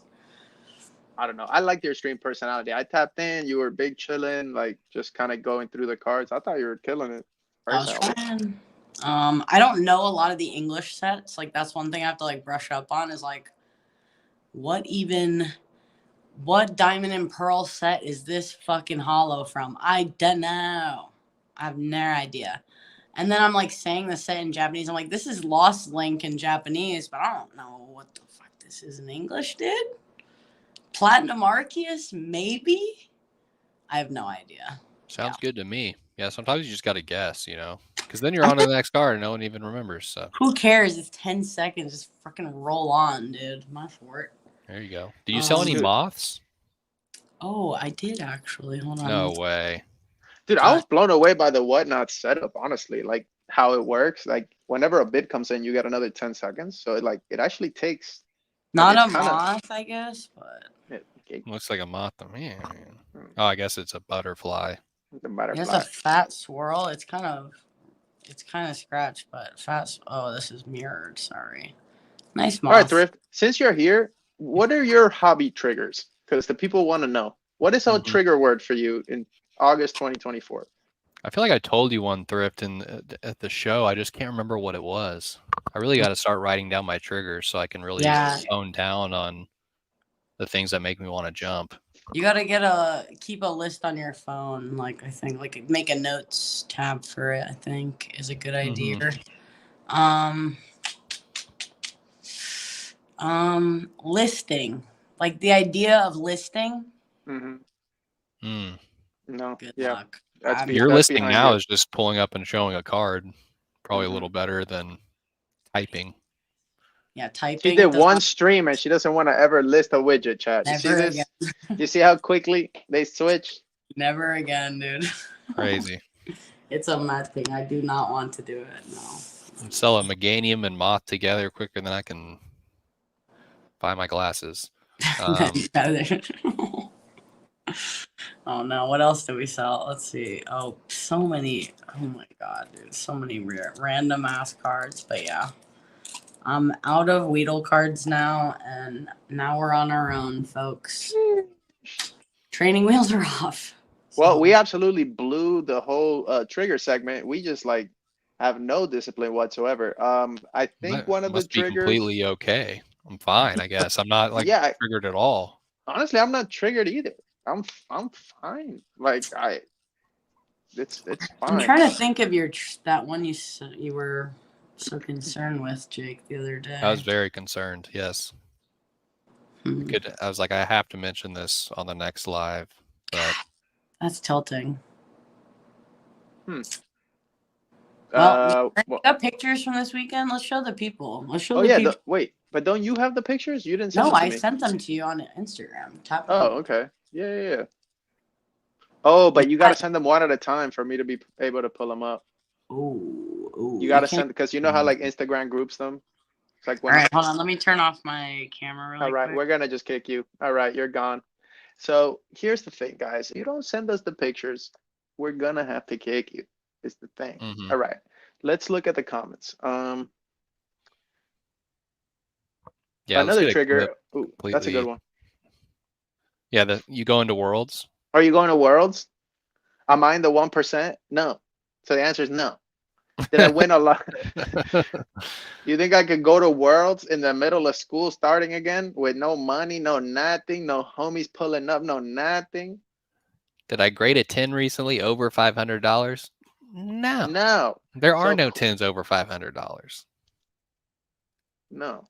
Matter of fact, there's no cards over $500, dude. If it's not a black label or some sort of art drawn by a child, it's not even worth flipping anymore, dude. It's dark. Never seen it. Yeah.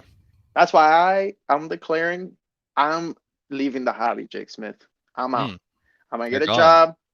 I'm gonna get a 401k, dude. I'm gonna just be a regular society member. And yeah, on the weekends I might, check out what's ending on auction and stuff and just be a pure consumer. Pure consumer. Okay, let's keep going. Is Thrifty back? She's back. All right, Thrifty, you're back. With a terrific image that we're gonna show to the chat. Actually, I don't want to do Jake Smith like that. Yep, you're live. Oh, my fort. Is the cami on or not? No, I got you. I'll share the pictures. So what is this? What am I looking at? Is this like a binder that somebody had or what? This is one man's binder that we saw at the con, and he was so it is a fire binder. But this is all in one place. So you have the grails of the hobby, right? Yep. There's certain cards in this binder. Umbreon, for example. Grail of the hobby. No, I'm just kidding. Sorry, my fault. Please go to later. You know where you're at? You know where you're at? There's way crazier shit in this binder that I was just like, what is all of this in here? Like, what's going on with all these altars? Yeah, look at this one. This is a crazy page right here. If you have the WB, the Latios, the freaking phone cards that are like $5,000 each or some shit. That's not $5,000. Yes, it is. I'm Hell, pretty sure. Fuck no way. Pretty no sure, shot, bucko. On 130 point? I haven't checked it. My fort. Then those two next. Police. I mean, it's not. It's pretty good. It's not like an Elati or Keep going. It's not like a lottery charge. Are you like super zoomed in? I think there's like a. There you go. That's one of the rarest Pikachus of all of the hobby. Fuck your illustrator. My board. Whoa. Let me stop you right there. Thrift, I have this card in a PSA 10 and it won't sell for 55. No, you I don't want to don't. hear nothing about this art, about this It card. is This is no a bag. mark. This is the Yawn, grail. bro. No, it's not. Nobody wants the 10 for No 55. mark. Have you ever seen Yawn. Expedition Pika? No mark? Oh, my scorties. All right. Yeah. Keep going. All right. Well, Keep it going. that's it. We saw everything. No, there's a gold star Umbreon in there, dude. Whoa, where? In the Okay. pictures I sent. Okay, but this dude wouldn't sell. Nair. No, he was just there to show. He was showing, not growing. Okay. Yeah. That's Wait. Hold on. You want to start over? No, but here's the thing. No, I can't. So the chat, does this make you happy? Do cards in a binder make you happy? Guys, this is where we're at right now? Cards in a binder? Really? A septile? In a binder? I prefer cards in the mall, but really? Oh, brother. Septile next to Togetic. Yeah, I don't know, dude. that's pretty the simple. darkest. He's just collecting art, dude. combo. That's all it is. Well, But, hey man, yeah. it's a Tuesday afternoon. See, All right, look. this is what we got at home. All right. I was so desensitized that I thought this was a fucking Celebrations Umbreon. And then I'm like, holy shit, dude. What the fuck is this doing raw dogged in your binder? What's going on? Yeah, I'm Somebody pretty sure answer. like PSA 3 of this sold on ZNG for like 2,500, which seemed insane. I didn't know that card was that expensive. Bro, the guy said he bought one of these cards that he has in this binder, some big dick card in there. I forget. He bought it off SM Pratt. Okay. On eBay, Great and description. He did not know. Yeah, sorry, my fault. He did not know who SM Pratt was. He asked his friend. He's like, "Is this a good, is this a good seller?" And the guy was like, "Bro, that's the guy. He's the guy. He knows everything. He's got like guy, all though? the illustrators."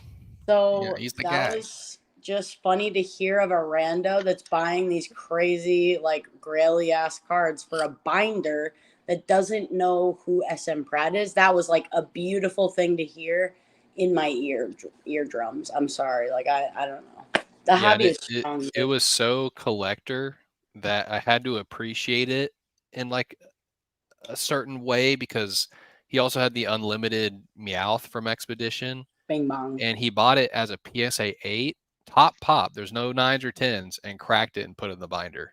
That's the kind of collectors that will keep. We love them. Going.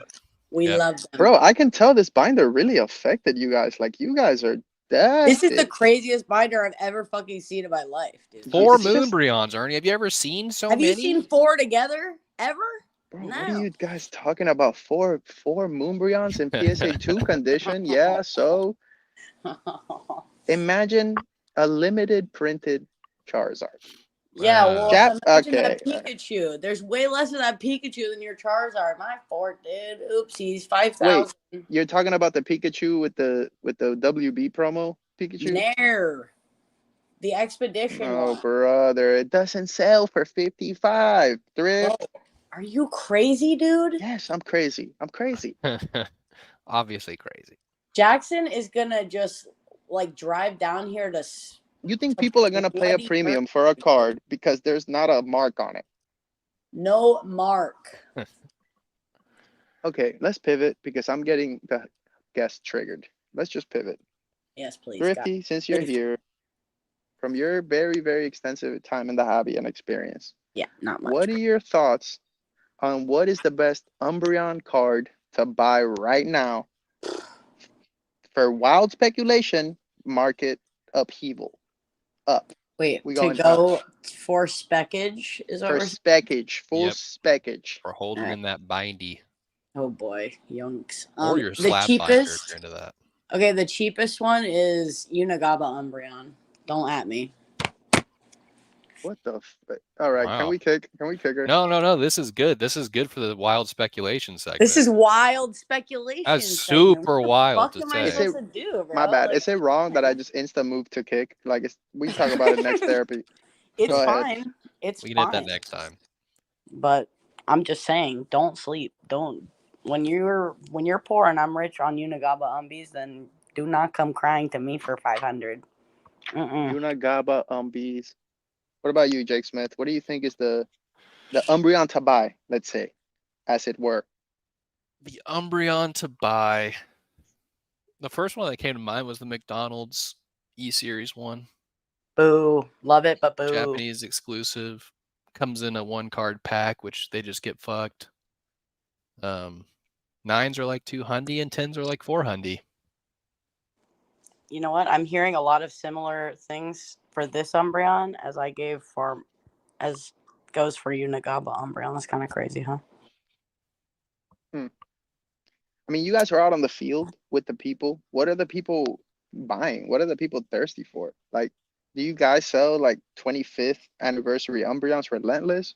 Do you sell Unagabas Relentless? Like, what are they telling you? I don't really usually have the 25th one, but I should buy some of those, I guess. But I leave those for Jabba Akuma, you know. I Somebody's like got the Palkia, dude. Alt-Art V from Eevee Heroes also. That one always insta-sells. There's so many, though. There's probably less than Unigabis, so my wild take. Thank If you. you want Moonbreon, you can Mhm. buy the cheaper version of Umbreon for like close to 10x less. Yeah. You know, Nuance, it's easier to pull. Nuance, Eevee Heroes reprint. But it always sells. So it's one of the cards where people don't care what they pay for it. It's just market. I know which one. The one where he's looking all right with the little pincer and stuff. Mm-hmm. Yeah, they're all like bowing down to him, and he's up on the little thing. Yep. Way better than Moonbreon, but don't destroy me.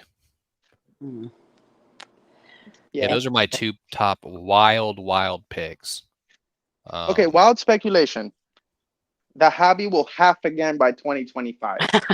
Ooh, half. That seems actually totally sane. I don't Sell know it about now. Sell it quick. Yeah, but you didn't say which Umbreon you would buy, so I'm sus of you. Yeah, what Umbie are you buying, dude? Oh shit, that's a good question. Let me think for a second whilst I make my second wind coffee. We're going live, guys. We're going long tonight because fuck it. It's our final live, so we might as well drag it out. All right. Oh, it is? Yeah. I didn't hear that. My bad. I haven't been tapped in because there was Yu-Gi-Oh trophy card talk, and I'm like, There were 3 minutes of Yu-Gi-Oh trophy card talk. We deeply apologize for that. Yeah, we're we really didn't sorry. even like it. It was 90 seconds, but respectfully, y'all could endure 90 seconds. But I was offended, so I had to tap out.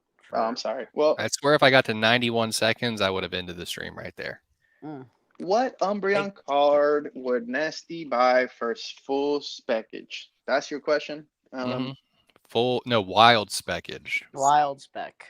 Brother, Specky Nesty, tap in. Can I pick an expensive one, or do I have to pick any like any Umbie? Okay, I got one. Okay. I already know the pillars are gonna jump and unsubscribe. I already know, but this is not for you, pillars. This is for the broke boys, the dudes in the chat with $11 in their pocket, that they don't even have a working phone because they cracked their screen and they can't fix it, so they can't. They're broke.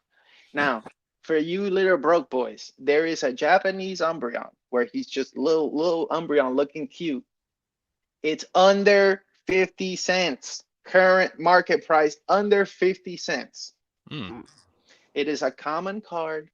Nesty, there's no possible way, because fundamentals and reasons and print runs of over 40 million. But I'm telling you right now, that card is gonna print. You gotta show it. I don't know the code or nothing. It's 50 cents. Look it up. Just go to TCG. 50 cents. Actually, it's in Japanese. So that's really helpful. When was it released? I think it just came out now. Dude, it just came out. I don't know. That Shrouded Fable Sylveon's gonna print though for you, Jake Smith, if you find a clean non-holo copy. But yeah, wild speculation. Market will half again by 2025, January 1st. Go ahead.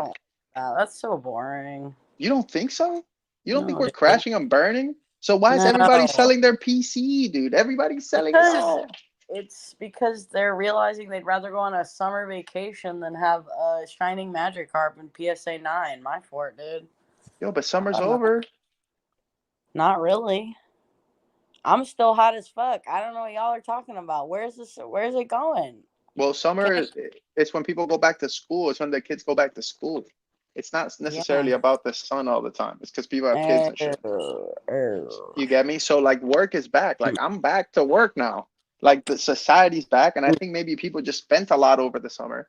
And they're like, yo, I need to pay, the $1,700 a month for my kid's private school. Maybe it's time to move this Magikarp, Yep. I'm with you. Is it this one, Ernie? Yes, that one. Full speckage. Too cheap. This was in Ruler of the Black Flame. ROBS. Boxes are 30. So instead of buying this in mass, just rip boxes. Just rip them up. Tap You'll into get at what? least 2 or 3. Come on. I'm trying to think of another one. Advice. I guess I don't know that much about Umbreons. I don't really flip Umbreons too much. You guys would know better than me. I kind of asked because I wanted a new play too, if I'm being honest. Well, don't steal that play. None of y'all snakes in the chat either. Okay. You can steal it. It's probably gonna take 42 years for those cards to appreciate by 0.25, but still, I will be proven right eventually. Yeah. I liked where'd it go? That one's nice. I've always liked this one. It isn't. You can get that sealed for like $60 or something. Tokyo went off. Pretty good. Not hollow though. I always thought this one was pretty cool. Just running in the snow. That's wrong. Mm-hmm. This is the one that I think is also pretty undervalued because you have to get in a pack or like a 4-pack blister. I think there's 4 packs in it of like Dark Rush or something, and they always come bent because there was no. And like I think 10s of this are probably like 120. Probably less, bro. I think it's less. I could have sworn. I could have sworn it's like 70 to $80, but again, I don't know. I could be wrong. I mean, probably like there's probably auctions on ZNG that are $60. Great man. But it's got the moon. It's got the little Japanese text. It's exclusive. The blisties are $200. I like the light one. Go to the light baby girl. The light baby girl. That's very. Brad G says, I saw Greeny sell one of them English Umbreons. He saw Greeny sell that to a person for $5. Scam confirmed. I'm telling you. It's what you were saying. It's what you were saying, Jake Smith, that like certain popular Pokemon could never be so cheap. You know what I mean? Like people will pay $1, $2. So just buy it for 20 cents. Like, yep. I'm dusted, but I like this one That's fire too. Yeah. I don't hate it at all. Kawaii. What other investable Umbreons are there? This is just the play giving stream, Yeah. I think it's the reviving. I mean, obviously this one is mega gas. Guys, I'm torn. Can we do a next segment called I'm Torn? Sure. Oops. Okay, let me explain to you guys why I'm torn. On one side, I hate the company Beckett Grading more than I've ever hated a company in the history of life. Can I get a little clap or something? Even though you're about to print Relentless off of them next week. And you see, it's the dichotomy of it. It's the duality of life. What saves me is the thing I hate. Yeah. What my literal financial future depends on a black label sale. But at the same time, I don't like Beckett and I never ever want to grade with them ever again. And let me tell you why. Let me tell you why, Thrift. I know you know the story, I think. But basically, I sent them some SIGs. And it's been a month. Crickets. Literally no emails. Nobody reached out. Nothing. I hit them up, Jake Smith. I was like, yo, it's been a month. What's up? They're like, oh, you got to send this to our partner company. I'm like, okay, where is that? They're like, oh, it's here. It's right here. Yeah. I'm like, so I got to send it to the place I sent it to. Got it. Okay, I'm with you. They're like, yes, but you sent it to VGS. You got to send it to BAS. So let me put you in contact with them. They put me in contact, and now they want to charge me $225 per SIG. Now, why would they ever think I'm gonna pay more than my SIG is worth to grade it? Like, what is Yeah. happening? Like, so not only did they hold my cards for a month, they didn't hit me up radio silence, and then they want to charge me 4 times what PSA would charge me. Ooh, Like, bro, what's happening? rude. Printing. Yeah, they're Printing money. printing. So I would advise against Beckett, but also I would advise to grade everything with Beckett. I don't know. I'm torn. This is why this segment is called I Am Torn. Because you print relentless if you black label, but if not, you have the worst experience ever. You got 9.5s. You it's please chime in, chat. Please chime in, guys, because I have no idea what's going on. Yeah, it's pretty dark over there. I'm still waiting. I got my grades probably 2 weeks ago, and I'm still waiting for them to be encapsulated apparently. So I'm basically just waiting on a whole bunch of 9.5s, all 10 subgrades except 9 centering because I'm fucking blind apparently. So Thanks. yeah, I love Beckett so much. Really thank them for all the black labels they've given me My over favorite. How the many? years. How many? I think No. 4. Oh. 4 or 5. All of them were my most uncentered cards because they really do a great job over there. Obviously. But yeah, no, yeah, I love Beckett. You all should send 2 of them so you can love them as much as we do. Okay, Especially your SIGs. All right, Jake Smith. But if we all agree that we are selling black labels, okay? Unless you're the green shiz, we are selling our black labels. Everybody agree? Mm-hmm. Oh yeah, for sure. Yeah. Okay, so if we are selling our black label, then we should be selling our PSA 10s, big dog. It's the same Yes. thing. Yeah, I do. Crazy. Yeah, I saw the. Yeah. I try to Isn't sell that all a of them. gerb? You know, if it's in plastic, it's ready to go. Right, The but if gerb you're is the gerb, dude. but if you're selling the 10, then what are you collecting? The 9 with a crease? No. Yeah. So you see the duality. The thing you want to collect is the number one thing you should sell. It's dark. Mm-hmm. It's Yep. the dark, deep, twisted quicksand spiral of the how. Listen, I don't know, but all I know is Doug's comment is very, very valid, and Yes. you could bring it up. There we Zen go. and I have the same relationship as Spicy and Beckett. Yes. True. It's very far on either spectrum. You really, really love it and you really, really hate it. It's hard to tell which way it swings more. I'm leaning more towards very, very much hate Beckett and very, very much love Zen. But I don't know about you guys. Yeah. Pretty Eh, close. I'm unbothered. Chef had a good comment. I think he said, "How long did it take to get your slabs from Beckett? They taking a month and a week right now for bulk, which And is it nice. depends how early you email them too, because Oh. most likely they've forgotten about your sub entirely, and it's just in a giant stack somewhere mixed in with other cards. So I would recommend emailing them if you want it to be under 2 months. Right. Yeah, and to even say that about a company in 2024 is kind of insane, but it just goes to show you how young our hobby still is, you know. The fact that PSA and eBay haven't fully taken over shows you that we are in Terminator 1, not Terminator 2. Mm-hmm. We're like in the time where like the AI is just getting smart enough to realize that humans are destroying the planet and they should destroy all humans, but they haven't unleashed their final product yet. The T1000. Well, I didn't know you were gonna go that hard, but I'm so happy you got that reference. Yeah. But Jake Smith, it's akin to saying they have the time machine, but they haven't used it yet. Okay. Yep. Beckett, PSA and eBay and the pillars that follow them. I was gonna use another word, but I'm gonna say follow them. These people have the cheat code of to literally monopolize the game.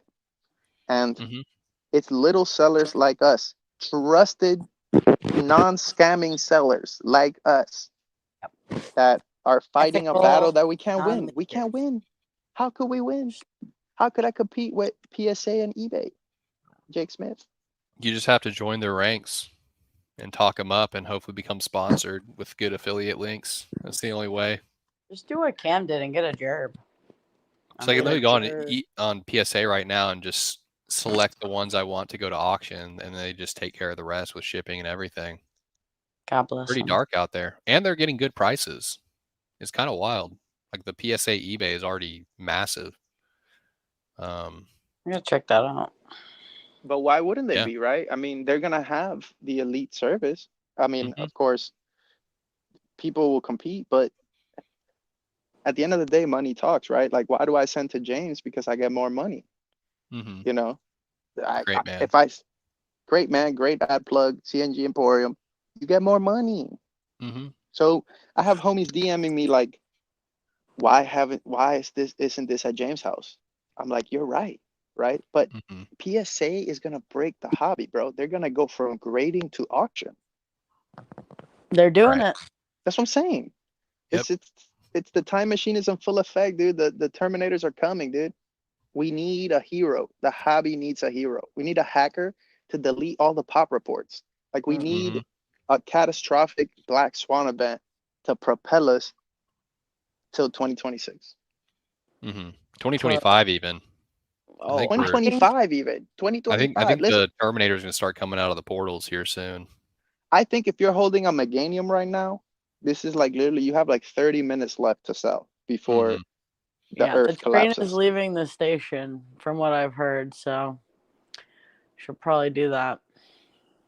But let's catch up with chat, Jake Smith, because I'm sorry, I've gotten There's a some little bit. great questions in the chat. Let's catch up with chat. Apparently, I'm the worst chat person in the history of PokeTubers, so let's catch up with chat. Fat Belly has a good one somewhere. I read it. I just could not address it because we were ranting on Mm. black labels and all of it. Let me see if I That's can my fault. find it. I'm really scrolling thrift. I'm starting to get triggered. Sorry, It buddy. was I think it's way back there. something about running I think off with my the time binder. machine. Taking a time machine back to Fat Belly. Yep. You know what I realized? And I can't find it. I was trying to end the pod because I had to ship out orders, but I only have one order. Bro, you guys are keeping me from my work. One order. It's one order. Okay, I'm gonna get one. Okay, I'm fine. Luckily, I can ship within 48 hours. Oh, Jackson, great comment. Falling asleep boys TV. Wow, we love it. Life isn't hard enough. I love a nice knife to the heart from the homie. Jackson. Right in the gut. Yes. Dude. Whether you're falling asleep from boredom or passing out due to blood loss, we're here for it. Oh, Jackson. So easy. Brad says, I can't help it. Brad says, rip Meganium. That's funny. 30 minutes left. Meganium collectors tap in. I got bags to sell. Sorry, guys. It's just an example. I could easily throw many other cards under the bus. Pretty You could much bring up Jackson's entire PC. Yeah, a lot of Giratinas and Dialgas and shit, dude. Yeah. Hey, don't shit on Giratina. Giratina be selling. Giratina do be selling. Dialga, though, you got to do some research. You got to look through some Instagram reels, see who's actually buying it. You know, Dialga's a little dark. I think let's not even get to Palkia. Oh yeah. Carry on. Jackson is giving up on the hobby because he can't find that wet Magikarp Wailord card, and that's all your fault, chat. Okay. One of the most beat up PSA 10s you could possibly ever purchase. So God bless the hobby, and see you later, Jackson. We'll miss you, friend. Question: why should I not sell 100% of my Pokemon collection, dude? You tapped in late. Who We is that? literally advised to Who do said that. Jackson? You know what I mean? We just need it's not. Apparently, we only need 3 more subs to get to 200. We would love to get to 200 and then close the channel. We would love to do that. It's really our goal here ever since we started was to reach 200, 100 for each of us. It's our favorite number. If anyone offers $100 for any of our slabs, we will say yes. If we put you to sleep constantly and you get ultimate, just great sleep, better than my pillow, please subscribe and like if you want. Okay, I got a couple good ones here. Fat Belly asked, who's stopping the thief if someone runs off with your binder? Okay, first thought, guys, I'm at the con. Buddy takes off with my binder. Right away, I'm gonna calculate, can I catch him? Okay. Mhm. If he's very fit and wearing Nikes, I'm going straight for my phone. Yep. But if he's like a fat dude, I'm gonna take my time. I'm gonna Oh, we're going. stretch. I'm gonna take my time. I'm gonna catch his ass and I'll beat his ass. I'm pretty Mhm. sure I'm not gonna face legal ramifications when the dude clearly ran off with my binder and I beat his ass. I don't think that I'm gonna have a problem legally. What do you guys think? No. No, the police are like, you did good work here. We were going to do the same. Especially if you're I in mean- Texas. God bless. I mean, Honestly, it's like interesting that comes up because like I feel like every single time at a con, like EJP, Ethan, one of my Austin buddies that we just Cass and I were selling with this weekend, props, Ethan. we were talking with each other in the middle of the section. And like I swear both of us, we were facing each other, but we were also facing our own tables, and both our eyes were just You're like on the constantly. swivel, baby. And You're on in the middle of the swivel. conversation, we're like, "Yeah, sorry, I'm sorry, I'm not fully paying attention to you. I'm just making sure this kid doesn't run off with my binder." He's like, "No worries, bro. I'm just making sure this full-grown man doesn't run off with mine." So I think now that I think about it more though, I think yelling is your friend. Like you go thief Mhm. right there, thief. Like Yeah, grab because that motherfucker, dude. you That's have what to. I would say. You I'm can't like, you can't run. You can't run at the con. It's a bunch of bodies. Like honestly, dude, running off with a binder at the con is literally the most retarded thing you could possibly fucking ever do. It's really dumb. I mean, You're not please, making it please out. You're not. let's not let that happen to us. But God forbid.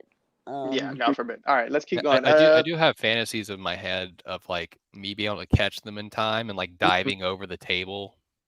Yeah. Over the homies things, like just completely just like rolling and just Yep. tipping over everything on Rock's Yeah. table and like perfectly tackling them and like beating their ass. Yeah, all the slabs just Oh. fly out. Yeah, there's Rocks Weiss in flying tears. everywhere. Weiss 9.5s over here. Harry Potter, Oh, he Watsy would over love there. that. You know, That. it's enjoyable to think about those things. I can see it now. He's not angry at all in my head. Not at all. Well, actually, this goes back to another comment. Is Ernie ever vending again? I read that earlier. Mhm. It's highly unlikely event. Very highly unlikely. I think my next con will probably be Orlando, just because it's right here. But even that would be a very, very unlikely event. I would need. I don't know. I don't know what I would need, guys. I just wasn't that enjoyable. I would have to like promise a foot massage, an amazing pizza. Like I'd have to go, you know, like pastries, like hella pastries.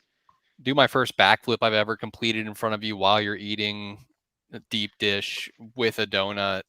Like I can't even think or comprehend what I'd have to do to get you to come to a con at this point. Yeah. You're like full-time Millie Snuggles right now. That's all you do is you just, you know, whatever you're doing, Millie's in your arms, you're just snuggling up, little puppers. I need a dog. It sucks. Better than a Maybe wife. if you could bring Millie to cons easily, would you go? Yeah, if I could Have take her my in a little puppy to the backpack? con, yeah, that'd be sick, dude. That'd be great. Matter of fact, let me go get her. She outside. That'd probably print.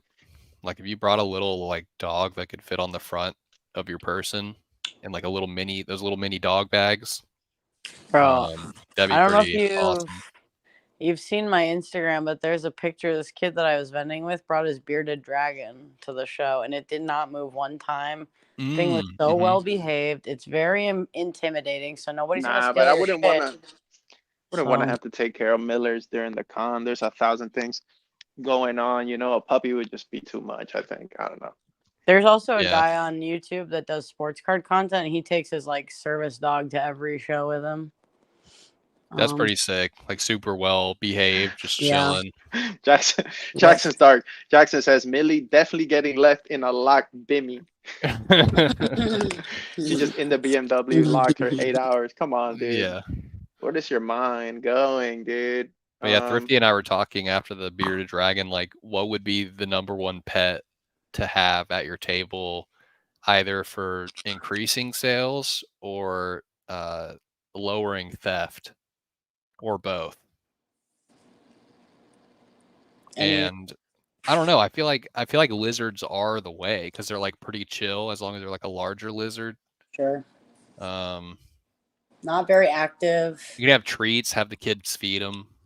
Yep. You know, little dead crickets or whatever you feed bearded Well, dragons. the thing sat on top of a fucking Rayquaza poncho and just stood there, like just holding it like it was his grail. It was fire.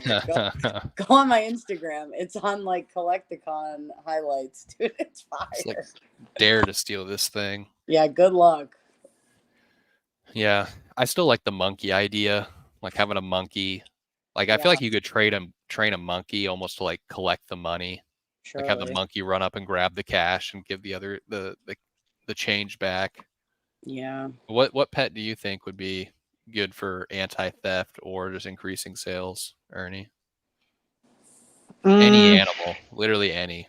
I mean, my engineering brain is making me think about a parrot or a cockatoo because it would say a little funny thing and get the little kid to buy the plushie or whatever. And Walk, then if no trades. Walk. Right, and then if somebody was robbing, you could unleash it and it would chase them down and peek at them. Like, Oh yeah, that'd be kind of sick. bite Like their ear off. a trained killer parrot, dude. I like dangerous. parrots, so that's a shout. Yeah, like a falcon or something. That would be wild. Let's say It'd be like kinda sick if flies a up little- to the top of the space and just dive bombs the person. Oof, Just keeps that's dive scary. bombing them on their way out. I feel like a monkey taking your money though would print. Like Yeah. people would definitely want to buy booster packs from a little monkey with like a little accountant hat and shit. Like that should be hilarious, dude. Little A Ash Ketchum hat. capuchin? Like, what are we doing? That's plus EV. Listen, here at Spicy Boys, we don't have trained monkeys, but we do have Jake Smith and Thrifty TCG, trusted vendors who will provide a great selling experience unless you bring out a trade binder. Then things go left. Mhm. Then bring it to me. My word. All right. Who is the smartest in the hobby? The homie Ding Ding wants to know. Interesting. I hate this question, but How do wonder if I Ding not Ding's get a legal canceled? name? Probably these days. I would say probably is What legal. up, my homie Ding Ding? What's good? Skitty ding. The homie doorbell. Ding Let me see. squared. Here's my thing, Ding Ding. Who is the smartest? Honestly, I think the people that don't collect. My fort. People that don't collect. Whoa. Don't get high in your own supply while you collect. Oh, Jake Smith? Yes, Jake Am I the Smith. smartest in the hobby? I think so. This phase? Is that No. the smartest? God, I hate it because it's just James, and that sucks to say out loud. It's so unfortunate, but Ugh. God, Yeah. why did you say that? I forwarded. It had to be said. Great man.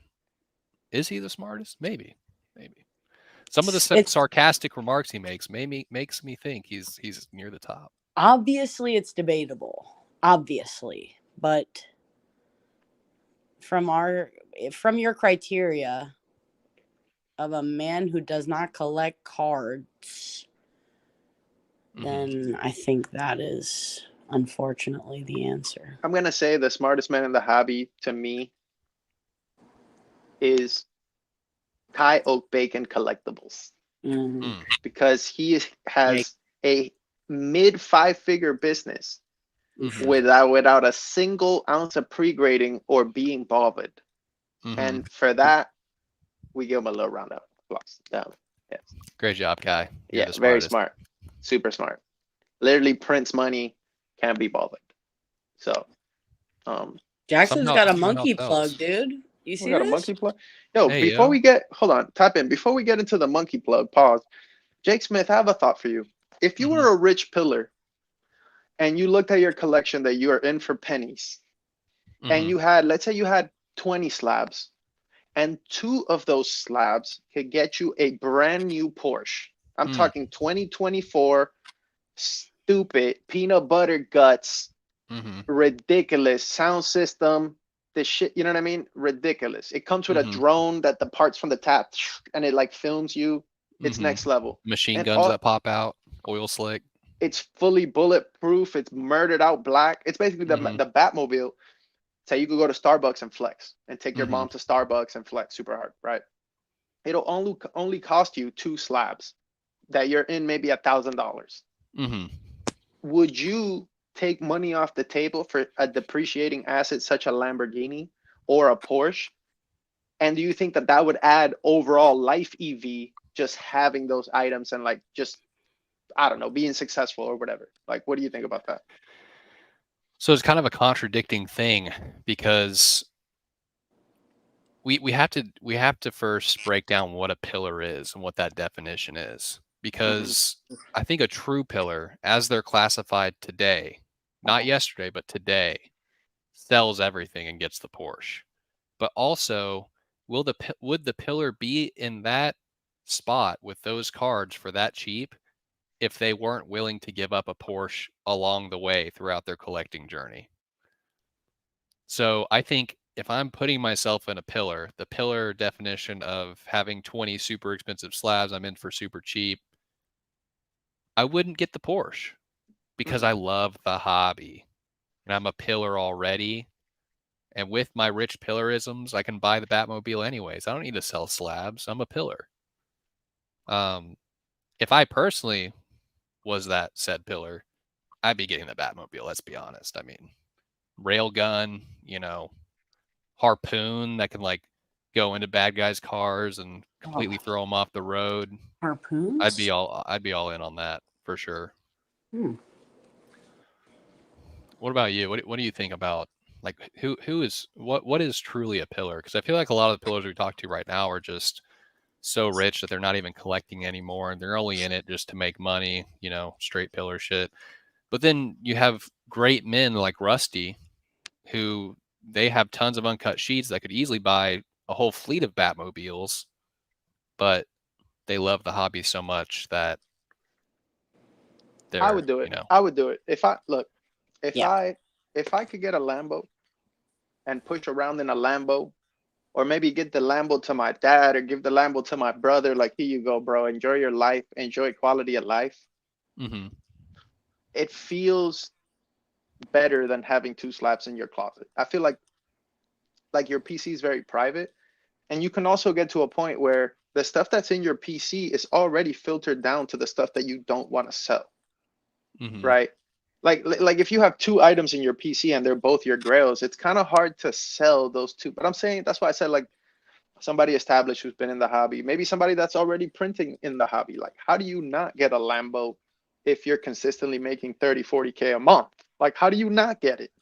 I don't think any pillar has how many pillars have Lambos? Literally none of them. They're not those people. Like, those are not what they collect. Fucking fast they're not cars. Car guys. They're card guys. They're card guys. They don't want the car, dude. They just need a little minivan. A little mouse with a trophy.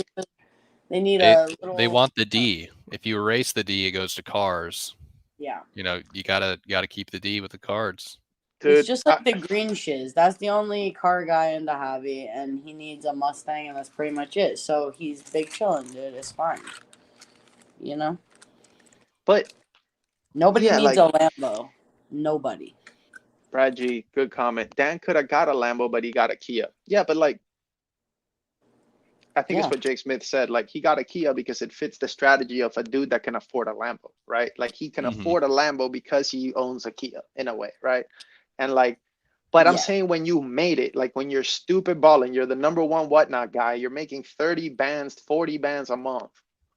Like, how do you not get it? Like, or even trade your PC. You got something signed by Ken Sugimori. Cool, it's worth 150 bands. How do you not sell that for quality of life? I don't know. Just a thought, I guess. I don't think a car adds to quality of life at all. Like that car doesn't like any car. Just having a car adds to quality of life. It doesn't have to be that car. That's insane. You've obviously never driven a Lambo. You clearly have no fucking idea what you're saying. Okay. Yeah. Nobody even almost nobody aspires to that. I don't think that that's like a benchmark that anyone should be like trying to get to. You are wrong. There are plenty of men out there that cannot wait to get their hands on a Lambo. Yeah, they're midlife crisis Lambo. Like, I'm sorry. Like, good luck with that. Oh, what is all this Lambo slander? This is making me uncomfortable. And you're all right, I'm gonna throw it up on the big screen. Chat. Tap in, chat. Are we going Lambo or Creatures Deck Snorlax PSA 9? Oh, we're going What are we Oof. doing? Neither is the answer, really. You want a Kangaskhan 10 parent promo? Or this blacked out, nasty disgustingness right here? Come on. The hell? What are we doing here? Yeah, and this is why I'm so happy we're here, because this is why I'm out. This is why Nasty Collectibles is out, because there are Lambos to race, man. You know what I mean? Yeah, there you're are gonna go out and do that for surely. I'm gonna see you on the track, man, dog. I can feel it. There are Lambos to race. There are beaches to frequent. There are, you know what I'm saying? There's other flavors to discover in life than collecting cardboard. Yeah. Okay, that's where I'm at. Okay. Brad's going for the Lambo. Midlife crisis Lambo is the way to go from here. Midlife crisis Lambo, baby. Okay. Sheesh, what is that? That's from the future. Got it. I think that Lambo comes out when cards half again. Lambo is peak hobby. I agree. I agree, dude. Brad's a dust monster. Well, I think we have arrived at the end, Jake Smith. Do you have any closing statements? Maybe we should catch up with chat and then shut her down, because you didn't show any of the compromising pictures of Jake Smith when I was showing, and you were showing the pictures. Yeah, they're too compromised. They're a little bit. Check my OnlyFans if you want that muck, dude. Come on, pay me a little. Nah, I started one in your name and it has those pictures on there. My dude. Whoa, you're making money catfishing me and you have my glasses? I'm the ultimate pillar, dude. I'm the ultimate pillar. God. Can we kick Thrifty again? Yeah, we'll kick her. It says Shifty. What do you want from me, bro? We'll put her back on whenever I get my tracking for my sunglasses. But yeah, man. I mean, unless you guys got anything else, Jake Smith, you got anything else? Oh, that Mason just showed up. He says, "What's going on?" Oh, Mason's here. Oh, brother. Yikes. We could have Mason tap in, and we could just, go on for another 2 hours. Oh yeah. If anybody wants to tap in, I mean, this is our last stream. I could just throw you guys up here and just literally go about my day. Let Jake Smith handle it. We only do have a couple of rules up here. Rule number 1, please be mindful of the trigger words. And rule number 2, you must turn your camera on. Obviously, exceptions were made today for a great woman, but in general, turn your camera on. Okay. Sorry, my apologies. Oh, Jackson wants to come on. Jackson, you're a little bit too dark. I'm gonna make an executive decision to not let you on, because I think you're steaming going in hot. the wrong direction. Yeah. But maybe that's what we need. Maybe we just got to go out on a bang and get canceled. Do you know what I mean? True. I mean, if this is gonna be the last one, then can I just tap out before he does whatever that is? Nope. I don't need to get canceled. Hold on. No, you're already canceled. Wow. So. I bet you Jackson's gonna pick the Lambo. I know that. He's not. Oh yeah, for sure. He buys cars in 2001, dude. The Ferric.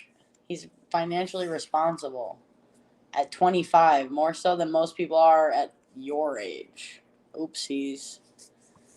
Mason said he just got done crying, so he's good on coming on. Oh. Oof. Sorry, buddy. Okay? That's rough. I hope you're doing well, Mason. Sending hugs your way through the non-camera. But is it good crying or bad crying? Because he could have just made, the most money he's ever made before in a single day. And I mean, when that happens to me, I cry a little bit. I'm not gonna lie. I think Jackson's behind the scene. Nat Turner. Nat Turner is here, guys, and the real Nat Turner wants to know where is his son. And I think the answer is right here on screen, Nat. Take a look. Hey, Nat. I love you. Love the work Papa. you're doing. Hey, Papa. I'm going to send these in. I hope that gets a 10. Yeah, them off. Okay, we got Jackson hot backstage, guys. Should we let him on or should we just wrap it up? I'm so scared. All right, we're bringing him on. Let's bring him on to close, All right. Might as well, right?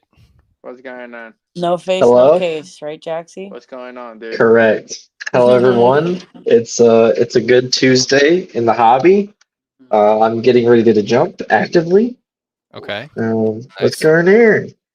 What's going on? We've just been talking about Lambos. How are you? You're doing pretty. You like Lambos? Thoughts on I do like Lambos. Okay. I also like financial independence, which a Lambo is not. Bing bong. Arguable. Okay. However, it is cool. And thrifty, respectfully, it is not a lifestyle negative. It is a lifestyle positive. Correct. Imagine how many eBay ZNG consignments he could get if he rented out a Lambo and just parked that bitch in front of Collecticon If he and started said, taking his "Put your videos, slabs in my trunk." my very small trunk that's in the front because the engine's in the back because I'm a freaking Yes, the badass. front. I'm a fucking Yeah. baller. Yeah, okay. If you have a trunk in the back, you're not rich. Sorry. Yeah, you're definitely poor. If you Ooh, that's a really good point. Wow. Mm-hmm. Is that the key to pillarhood? Trunks in the front? We're Yep. discovering new things here today. Oh my God. Sean has a Tesla? That shit has a frunk? Oh my God. You might be onto something. Not Sean a true. who? One Sean Sean Kaufman? Oh Gotta yeah, remember I'm Sean. live. Yeah. We're doxing the homie in his car. Yes, police are on their way, obviously. Full gubbies, boys. Have y'all gotten your daily cries in today? Have we all cried enough? Ooh, that's a really good question. I actually cried when I woke up today. Oh, nice. Yeah, that's beautiful. Yeah, I usually only cry after good dreams. Because I wake up and I realize it's not a reality. I don't know if y'all have that same experience, but Damn, I don't. I haven't had my therapy today, so I'm kind of going off the tail end here. Sure. Well, Lambo boys, is water a chemical? Kill me. yuck! I hate this. Yep. Doug says he doesn't have dreams. Lucky. I like Doug, dude. Doug's the homie. Yeah, I mean, did you have anything for coming on, Jackson, or you just wanted to not show your face and talk about Lambos? Oh, that was pretty much the goal. Okay. Yeah, talk about inflating our lifestyles past what the hobby can afford us. Being totally deluded. Yeah, I think that sounds good for today's show. Overspending on everything. Yep. Frivolous. Putting your Having kids more last. money in Pokemon cards than in cash. Yep. So More in I just Pokemon tapped cards back than in. kids' college fund. Who needs it? Really? Basically, recap me what I missed. What Jackson, you're out the hobby, basically, right? Is the recap? Are you out? Are you in? Okay. Jackson? Okay. It got And too he's real. gone. Well, He's gone. sorry everyone. Technical He's gone. difficulties on our guest's end. Mm-hmm. That falls on us as the co-hosts. We're very sorry for bringing on someone who has nothing to say and no face. So, I have a lot to say, but no face, no case. Okay? Thank you. we hit the 2-hour mark. Should we just close her up? I mean, Yeah. I mean, we could, but the thing is, this is it. You know, throw up the Palkias in the chat. Throw up the comments. I think he'll be back. I think this is a load of cap, but is there a certain condition that can be met that would make you want to come back and do another live? Like, is there something that can happen in your life or to the channel, or something where it's like chat will have chance for us to come back? Do you have to tin a moth or anything? What are you aiming for? What could happen? What could happen in my life to make me stay in the hobby? Basic trigger. With your face on a screen, yeah. Maybe if I tend another Elottie, I would feel the need to flex on you publicly. Yeah, can you give my live reaction so everyone can see me faint live? Yeah, that would be nice. Maybe if I I don't know, Well, man, because I you're like the loving live. it. I like the homies. I like this little community we have here. But also there's a lot of little trigger landmines that we have to step around, you know. Mhm. And one of those trigger landmines is not getting canceled, not cursing, not being a general liability to the deviant of the hobby. Yeah, we correct. yeah, Right. like, but I also think that like you curate the group of people that you want to hang out with, you know, and I think the people that maybe like us are the people that aren't as filtered and or whatever. So but I'm not here in the hobby to win any awards or to like impress anyone. And I think that's almost needed in a way, you To know what I keep mean? Like to a keep little going. bit. And I don't really like that, you know. And then that plus the diminishing margins, plus all pretty much everyone left, dude. Like all of our homies left the hobby already. We are the last four people on the door of the Titanic talking about, oh, we're gonna make it to our destination. We're not. It's sunk. It's over. Like we're on the ocean on a door, I'm gonna kick Jake Smith off the door real quick, Holmes. and it's like, oh, the next boom. Oh, the next boom. I'm on a door, freezing to death. What next boom? Never let go, Jake. Never let go. Yeah, we really need to wildly speculate what the next boom's going to be, just to keep ourselves sane and here, right? I'm going to say it's jungle. What about y'all? What is the question? What is he even talking about? Oh, sorry. I'm just steadily losing it over here. I do need therapy. Descending into madness. Jackson's gone. Just kicked him. God. Tired of looking at that. Thrifty's gone. How are you doing? I'm fine. Don't please don't kick me. Please don't kick me. Just getting rid of everyone. If you get the question right, you won't get kicked. All right, what's the question, dude? What is it? Buy thrift. How many cards Buy Jackson. as of today Mm-hmm. are in your PC, not for sale? If you don't get the question right, you're gone. Putting me on the spot here, Jake Smith. As of today, there are less than 5 cards in my PC. Less than 5. Mm-hmm. So that's pretty good. Chat. You're staying. I'm less than 5, bro. Because the question was I don't know what the question was.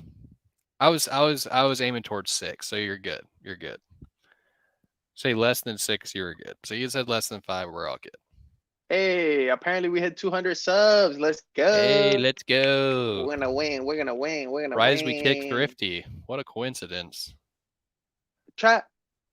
Was Thrifty stopping us from reaching the 200? And did her departure push you, that angel 200, to hit that button? Please comment. Ooh, Walrus with a full cancellation comment. Let's address that. Mm-hmm. The rich people in Spicy were supposed to motivate us, but instead they kick us when we're down. Mm-hmm. And they eat their sandwich on their little yacht while we Mhm. hold on to the door. What are Yeah. your thoughts on that, Jake Smith? Have the pillars let us down? If we're still using the Titanic scenario, they're the ones in the biggest life rafts. They're the ones that are just immediately running towards the raft and get immediate access because they paid for the penthouse on the Titanic. Yeah. Us, we're in the ones where they lock us up at night in the bottom area, like storage, and when it starts to drown, we can't even get out the room. And this moves into them basically saying over the intercom, we're on the lifeboats, we're safe, while you and I are floating in our little bunk bed, little storage cabinet, looking at each other glassy eyed. That's this scenario. Why do pillars kick people when they're down? Because it feels good.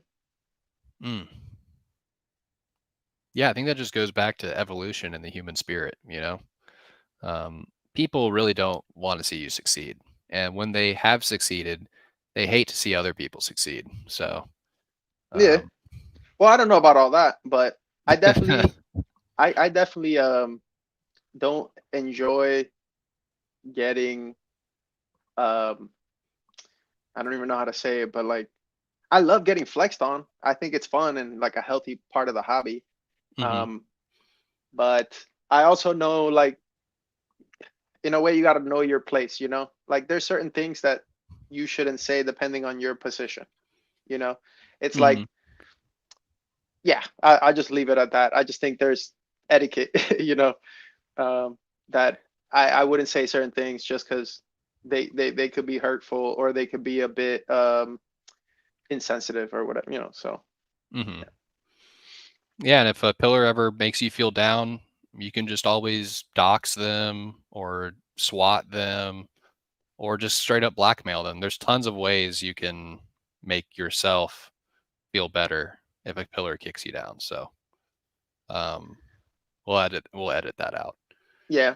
But also you're a pillar to some other people, right? Some people look at you as the pillar, like your homie from high school that just found your IG or something. He's like, how, what the fuck? How do you have these grails? And so whatever you don't like that pillars are doing, just don't turn around and do it when you're on the other side of the equation. You know, that's how I look at it. Like I remember that used to happen a lot in the chess world where dudes with higher ratings, they were like, oh, dude, you're not on my level or whatever. It's like you try never to treat people like that on the other side when you're, I guess, the stronger player. Hmm. But but I also appreciate when the pillars like sarcastically kick me a little bit. Maybe I'm masochist, but it's funny and it's like it gets me on my feet too. So it's not all bad. Hmm. But yeah, sometimes it gets cold on the door on the life raft and it's not the best time to make fun at that exact time, you know. Yeah, yeah. But as long as the pillars are laughing, we still have a Pokemon hobby, you know? It's kind of, you can't have one without the other.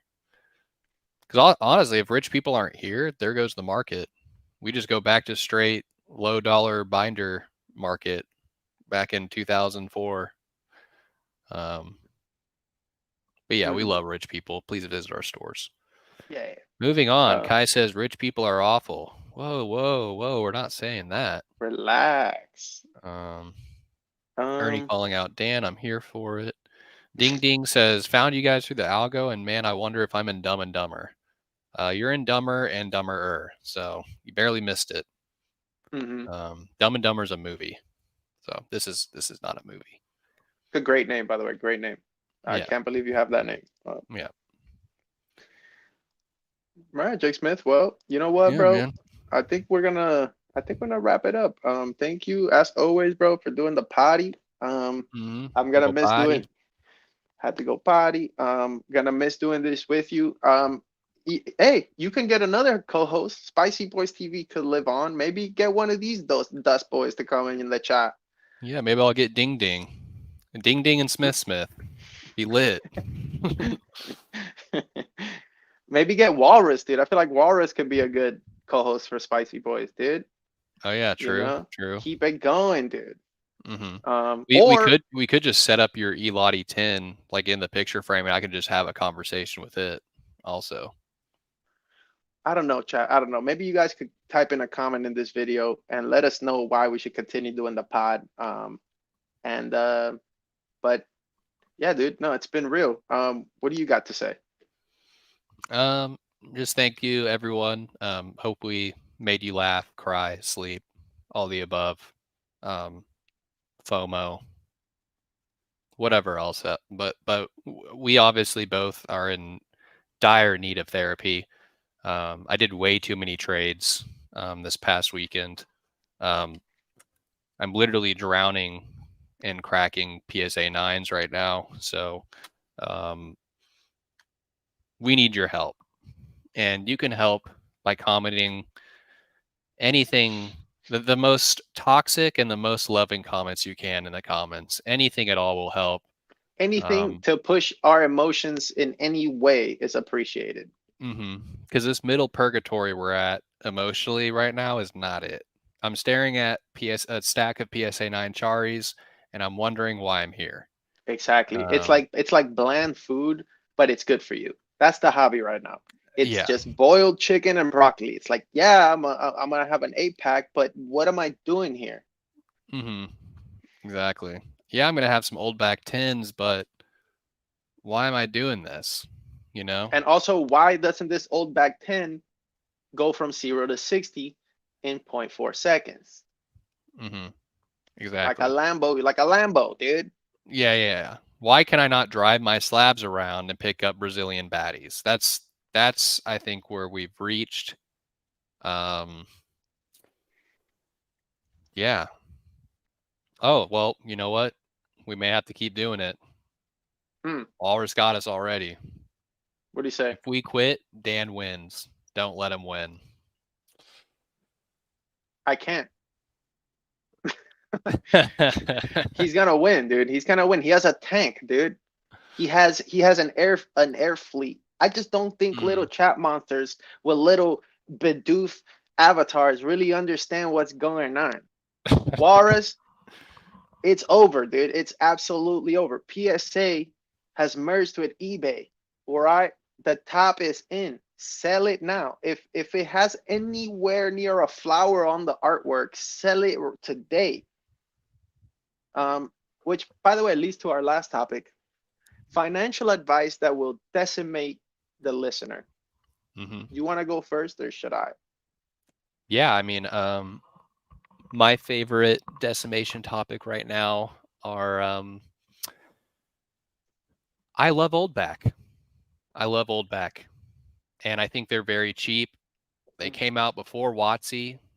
WotC had to buy the rights from the old back producers to be able to spit out your first edition cards, your first cards in the hobby. They're not first. Buy the shit that's first. That's how it works everywhere else. Yeah, you know how time works? You know how time works? Yeah. Chronological order. It's first because you said so. It's what's actually first. It's the way time works. My fault. Exactly. You got me hot. I got this secondhand hot. Those all undervalued. Forget about demand. Forget about that this is a moth. It's the first moth in TCG form. That's all you need to know. The first it's true because there's TCG Bandai. format. Yeah, there's Bandai card ass and yada yada. The first Pokemon cards. The first cards. Fuck the cards, man. Hold on. We're TCG players, man. Where's the hollow? Where's the swirl? Smith, you have just opened a whole new can of worms, and I'm afraid to even speak on this, but it's our last show. Who cares, right? I'm canceled. We're canceled. Yeah. Do you even like Bandai cards, dude, with the little prisms? Do you like them though? I like one of them. Okay. Literally one I like. And I'll give you the reason. I'll pull it up. What is it? Gengar. And let me tell you why. Gengar Bandai, chat? Gengar Bandai 96. Pull her up. I'm going to pull her up. Oh, we can even do 97 also. Which one do you want, Big Derek? 96 do 96. 96 is what I'm talking about because those are considered the first cards by Kai, by Rock, by all these pillars. The first cards in card format. No hollow. Hold on. We already said Kai's the smartest dude in the hobby. We're going to give him Pillar 2. What is this, the Kai birthday party show, dude? Yeah, cut out the pillar. Edit that out. Yeah, well, nah, we're not giving him Kai's that. just the smartest. He's not a pillar. Or is it the other way around? Kai, pick one in chat. Is this what you're talking about, Snake? This is what I'm talking about. First, Sugi mids all over the front. This is the Gengar we like. This is the Sabrina's Gengar, OG Gengar. Beautiful. Can you go to the back, please? Because I'm tired of looking at that dumb... Oh, I don't want to say dumb. It's not dumb. That old mid prism hole. Zoom in. Look at the sprite first. Look at the sprite. I'm looking at the sprite. Fire. He was even smiling back in 96. Okay. And then go down. We have one of the greats. I don't even have to look this up because I already know the art style. And let's go down. Kasube with the Gengi looking behind a frightened child. This is the only card to own from 96. And I don't even own any. I'm just saying. This is the one. Case closed. Sorry, everything else is super mid. Well, I almost fell out of my chair. I have 2 sales on eBay. Sorry, I literally almost passed out from emotion. Jeez. Wow, it's a great Congrats. hobby day. I might still be in the hobby. Wait a minute. Mm-hmm. So That's were all you you have to trying? do is just buy now on Ernie's eBay, and we're back. We'll be Look, we're podcasting back. forever. We're back. This is not. How do I say? I feel like, okay, here's what I'm trying to say.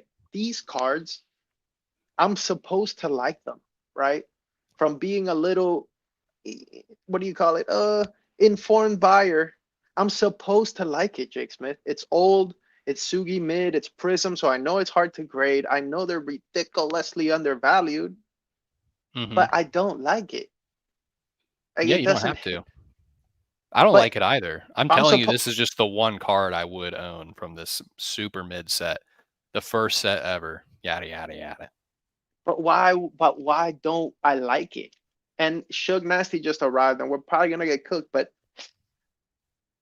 I think I'm 100% nostalgia, bro. I don't know.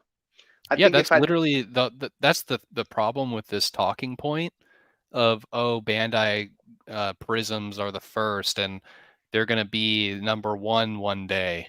No. Like there's literally tons of Japanese Charizards and tons of other stuff that are so stupidly lower in price than first ed Charizard. And guess why first ed Charizard is the one? It's the one we all grew up with. It's the one the millions, the masses know. You have to be so interested in Pokemon and so deep divey and nuanced to even reach this set, let Mhm. alone the Charizard in the set and the Gengar. And even I'll throw out the Kabutops has a cool little art on the back too. All right, let me stop you right there. But to even get to there, if you're holding these cards, I mean, I hope you're well off financially, is all I'm saying. Because it takes a while to get to here, even though it's the first. But that's just my thoughts. So I it's think all up. everyone loves the Cosmos Hollows for all the Pokemon and just that type of card design. I mean, these are dope. Like I get it. You get me? I like them, and they are hard to grade, and the chase is real. You know, like, but I almost like the non-hollows more than the prisms in a weird way. Like the prisms don't really hit to me. I just don't like prisms. I guess that's where I'm at. It's Yeah, not the this TCG. set doesn't even have prisms. This is the Top Sun that has like the 95, but it was actually printed in late 96 or 97. So like people used to think this was the first Pokemon cards. And then all the dusters that love 96 more did all this research to try to prove that theirs were better and first and yada yada. And now we're on 96 card ass is the first. But then there were stickers and tons of other stuff before Prism. So it's like if you want Pokemon in paper, it's not even the first. Like how nuanced are we going? Are we going, Go oh, it's the full first nuance. card. Oh, It's it's the the last first show, one on bro. paper. Oh, it's the first one on plastic. It's the first one on metal. Like at a certain point, it's not what the people love. It's not what the Like I went people through the love, whole bro. theme with Japanese Yu-Gi-Oh. Yeah, Japanese people like it and Chinese people do, but I never sell any Japanese. Well, I do the cheaper stuff, but I never sell high-end Japanese Yu-Gi-Oh to anyone in the US. Like it's what like this whole collecting thing, like collecting is built around nostalgia and having memories, and card ass and vending series Japanese is not nostalgic except for Japanese people having nostalgia towards it. But maybe Okay. Japan grows big and rich and tons of people and these go off. You never know. Top Sun I mean, has the though, prisms too. I'm wrong. That's how tapped out I am on this I actually like. throw in cuss word. I like this card, but like for example, right? Okay, let's look at this art real quick. It's the same art from the CD promo. The CD promo is like 900 to 1,000 in a 10. I would have to imagine this is more expensive, chat, right? Shouldn't these be more expensive in a 10 than the CD promo that you can get in every box and it tens, I don't know, 2 out of 3 times? Chat, are we live? Are we even fucking live anymore? I don't even So know if we're live or not. what That's what the I'm same saying, art though. it's the same art and it's bigger in a way. You know what I'm saying? It's sideways, it's prism, but it's not what people want because people want our background. This is what people want, folks. Well, people want what other people value and want. And right now it's that. It's not this Prism Chari. If the whole entire talking point in the next 20 years goes, we want first, like we value the first things that come out more than the other items that we used to think were first, then yeah, this will skyrocket because it's hard to grade, it's hard to find, it's old. But then at Okay, that Kai point, you Kai might says as it's well just 20K. send. This is a 20K and a 10. Yeah, I mean that makes sense, That makes sense. but because there's probably hardly any 10s. But look in your own heart, Jake Smith. Which would you rather have? Don't cap, dude. Would you rather have this or the CD promo? If they were the same price and I'm If not they were selling, the or if I exact just same couldn't sell. price. Yeah, I mean the CD promo for sure. Like that one, you have to hold sideways in the slab. We don't even have slabs that work with sideways cards. Like those legend cards in Pokemon, people don't even like buying those because you have to like put them sideways and stack them in slabs. People just want those. And even in binders, like sideways cards don't work. So it has that going against it. It just has rarity going for it. It's just, it looks like what we grew up with, bro. It's really that simple. It's Like, very symmetrical. yeah, Super same nice. exact card. Literally same exact card. $19,000 difference. So yeah, I mean, there's all thousands day. more of these, but there's infinite amount of people that know about this card over that Top Sun Prism. I Right, didn't that's even know another that shit thing. existed. I've seen it before, but I didn't even know that was like, I saw it one time and yawned and moved on and never looked for it again.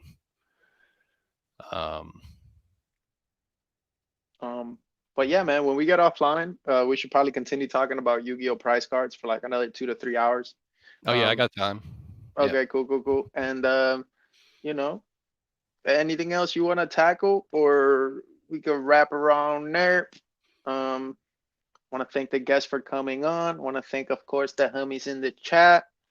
I'm sure Jake Smith wants to go get dinner. Jake Smith, what you trying Yeah, I to mean, do? just one last thing to tie the bow on that I had on my mind was All right.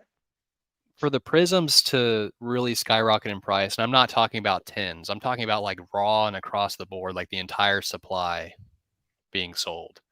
For that to rocket, I feel like it'd have to come under the same circumstances as if Japanese base and all these first cards would start to rocket, because it'd have to take an entire shift away from English and just people valuing what came first more. No matter like what the pop is or anything like that, it's like just more demand shifts that way. And that's like really hard to see. And it's like if I have that theory, I would way rather start buying up Charizard's base set and all these other in mass and sitting on them than trying to hold that money in prisms that people have to do a lot of work right now or be super into this to find. But yeah, I heard you yawn 15 times during that, so we can move on to closing this up. Shut her down. Shut her down. What's the dinner plate, Mr. D's? I'm making breakfast tacos. I mean, We're here's litty. the thing, bro. I mean, I'll keep going. The thing is, I legit don't have a singular hobby brain cell left. Like, I got my grail. I am selling everything, and it's back to work until the next Black Swan event. Don't call me. Call my agent, Thrifty. And she probably won't pick up. But she is selling sunglasses on Whatnot now, so tap in. Ooh, Shug Nasty with a hot water boiling point. You can get basic cards in other languages, but you can't get Top Sun in other languages. Can we get a clap for that? Nuance. This is a very true point. Yep.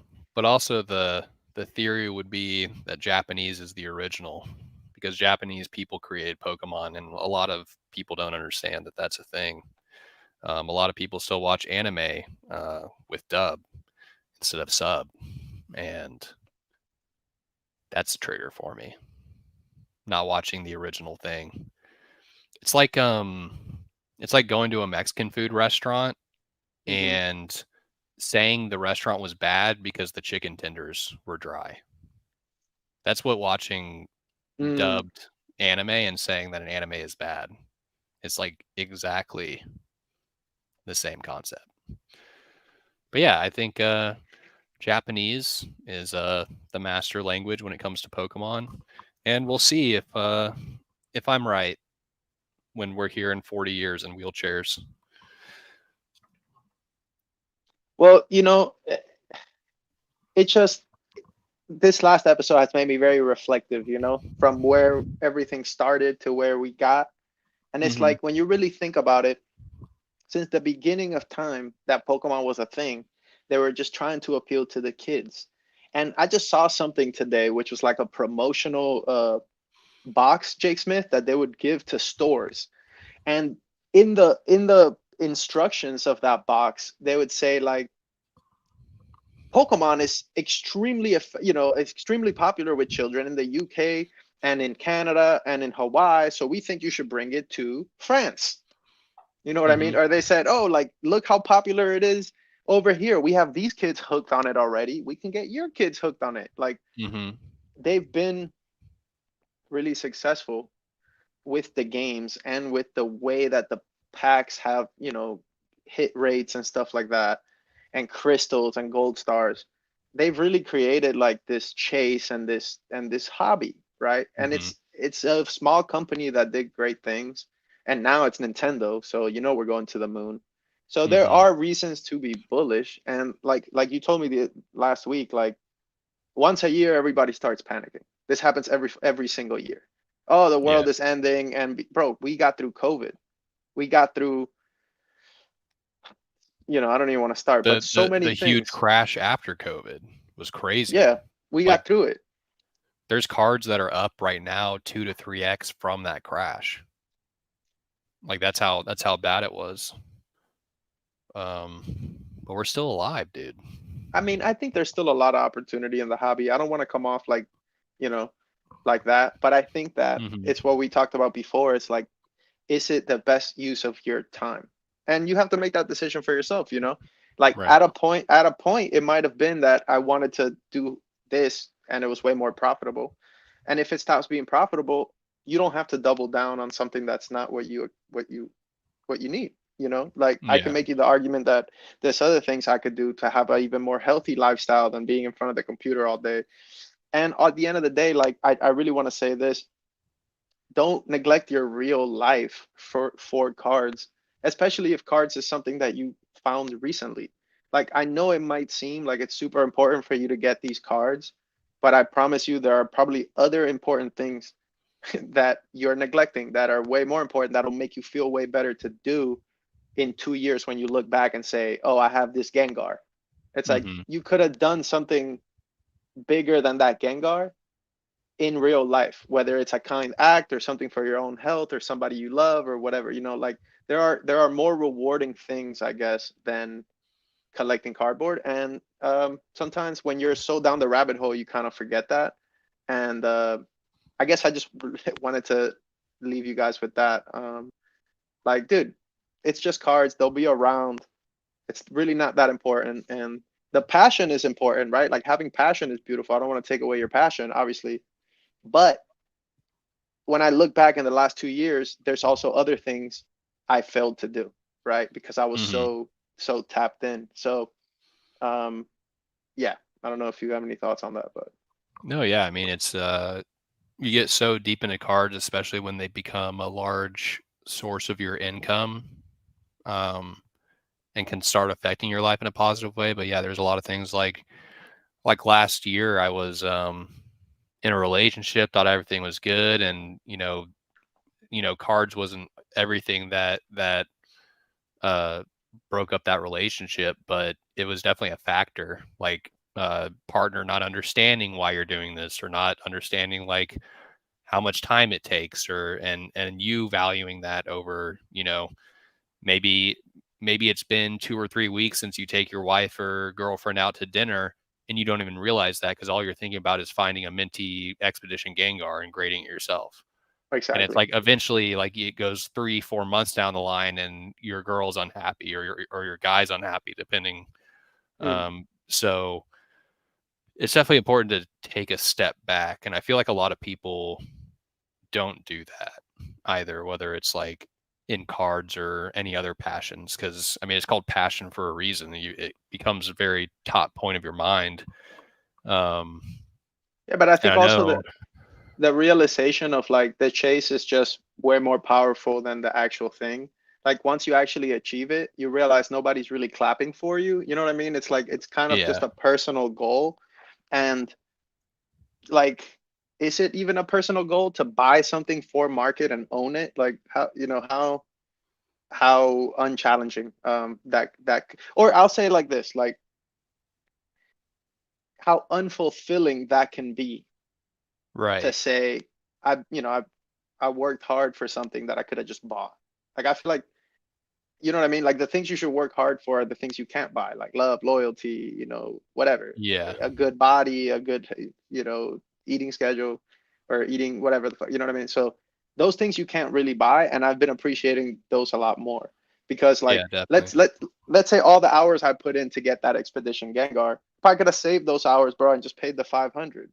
Hmm. So like when you look at somebody as a dummy or a customer, like or whatever, it's like that dude might have life way more figured out because he's just like, hey man, I'm sacrificing the 500. I understand I'm paying you a premium, but I'm moving on my life. I'm going to the beach. I'm doing all these other shit. I'm chilling with my parents, So I guess just throwing that out there, food for thought. I know a lot of you guys in the chat are like super into the hobby. Take a step back, realize that there's things that are, I guess, more timeless than cardboards. This could be something that you'll be out in 5 years or 4 years. So Yeah. everybody chill and just make sure you're not neglecting other things where you can't really neglect as a responsible, But great also it man. makes it's like not as it's very hard to step away too, because like for me, and I know for you too, it's like a game in a way, is like finding these cards for cheap, grading them, making hundreds of dollars on them or keeping them because like that was a personal goal or something like Hmm. finding the Elottie and PSA 10ing it. Like I've never done that. Like I congratulate you. It's fucking awesome. I'm happy you graded your favorite card. But then someone who has 10 of those or already has graded it before is like, sell it. When in reality, you're in the time frame where it's like, I can't imagine selling this because this is what it's been like a side quest of mine this entire time to do. And I finally achieved it. All I want is congrats. I don't need to hear like, oh, like this needs to be sold right away or it's going to go down or like any of those talking points. Is like, I just want to hear good job. Like sometimes you just need to hear that's awesome or because you've been putting so much time into it or whatever too. Um, It's just interesting because it's a game that there's a lot of people past where you're at, and there's a lot of people behind where you're at, depending on where you are. And everyone along that spectrum values things differently.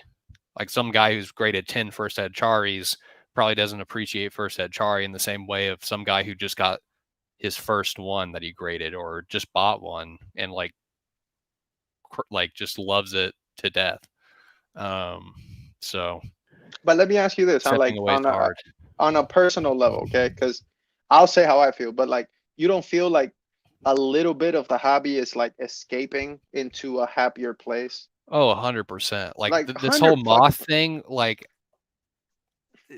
that shouldn't give me joy, but It does. it takes me away from the world I'm in, and I get Yeah. to look at this little dusted moth. Like it makes your day sometimes to see cards or finding a new card that you want, or just like even just immediately like or just browsing eBay or PWCC and you buy a card that you didn't even know was on there till the last second and you FOMO a little bit, but you get the card in and you love it and you keep it in your collection. Like that's the whole thing is to take you away from reality. It's like playing a video game. Like when we're buying cards or sourcing cards, it feels like a video game, at least to me. Like I'm almost competing against myself and my Hmm. past PRs Your to try past to do PV, better. yeah. Yeah, Or exactly. even just like learning about new things Mm-hmm. is very exciting. It's dopamine when you're learning new things and you're eating all that little new info and stuff. Mm-hmm. So it's definitely an escape, I think. And if you guys in the chat could maybe chime in, but um, not that I don't think uh, escaping is necessarily a bad thing to relax from a long day or whatever, but when you start adding your identity to it, or when you start adding like, I guess, more value to your escape, then that's when it starts, I think, to become unhealthy. Yeah.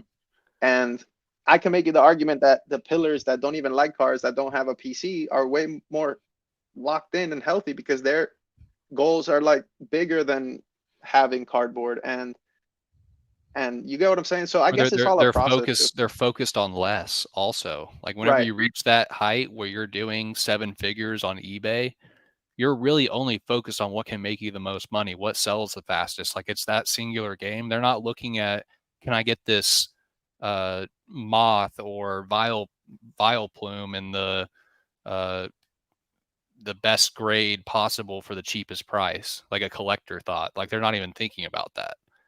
So it's simpler Yeah, too, it's just out. It's which just is in and out. also healthier.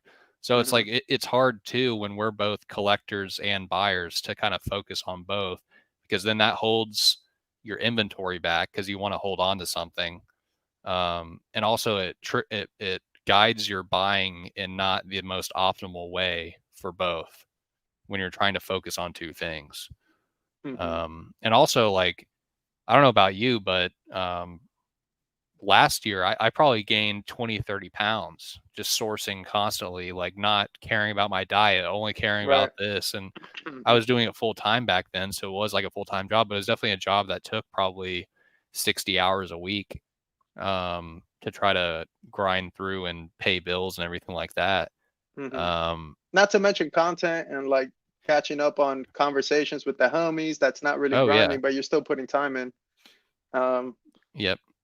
And I lost 20 pounds recently because I realized, like, say, it takes like a step back to realize where you're at, or looking mhm, down at the scale, or seeing that your girl's unhappy, or maybe your parents are sick and it's time to, take a few extra hours off of eBay and go see your family.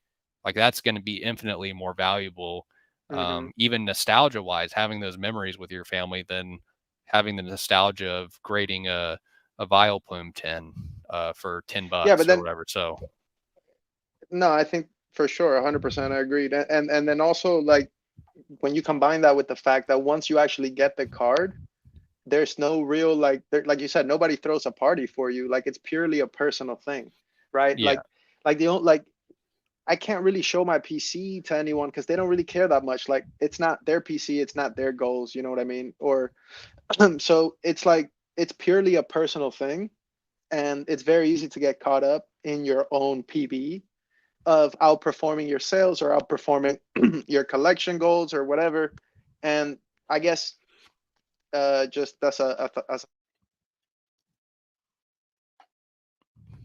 I guess just as a thought, just be mindful of the time you're spending and the other things in your life that were important to you before cards even came into the picture. You know, Hmm. it's very easy to be super locked in, bro, and just kind of overdo it. But I'm sure people could like have done that with Call of Duty and with chess and with other things. But when you're making money, it's also easy to excuse your neglect. You feel me? It's very easy to say, "No, babe, I can't do this. I'm working."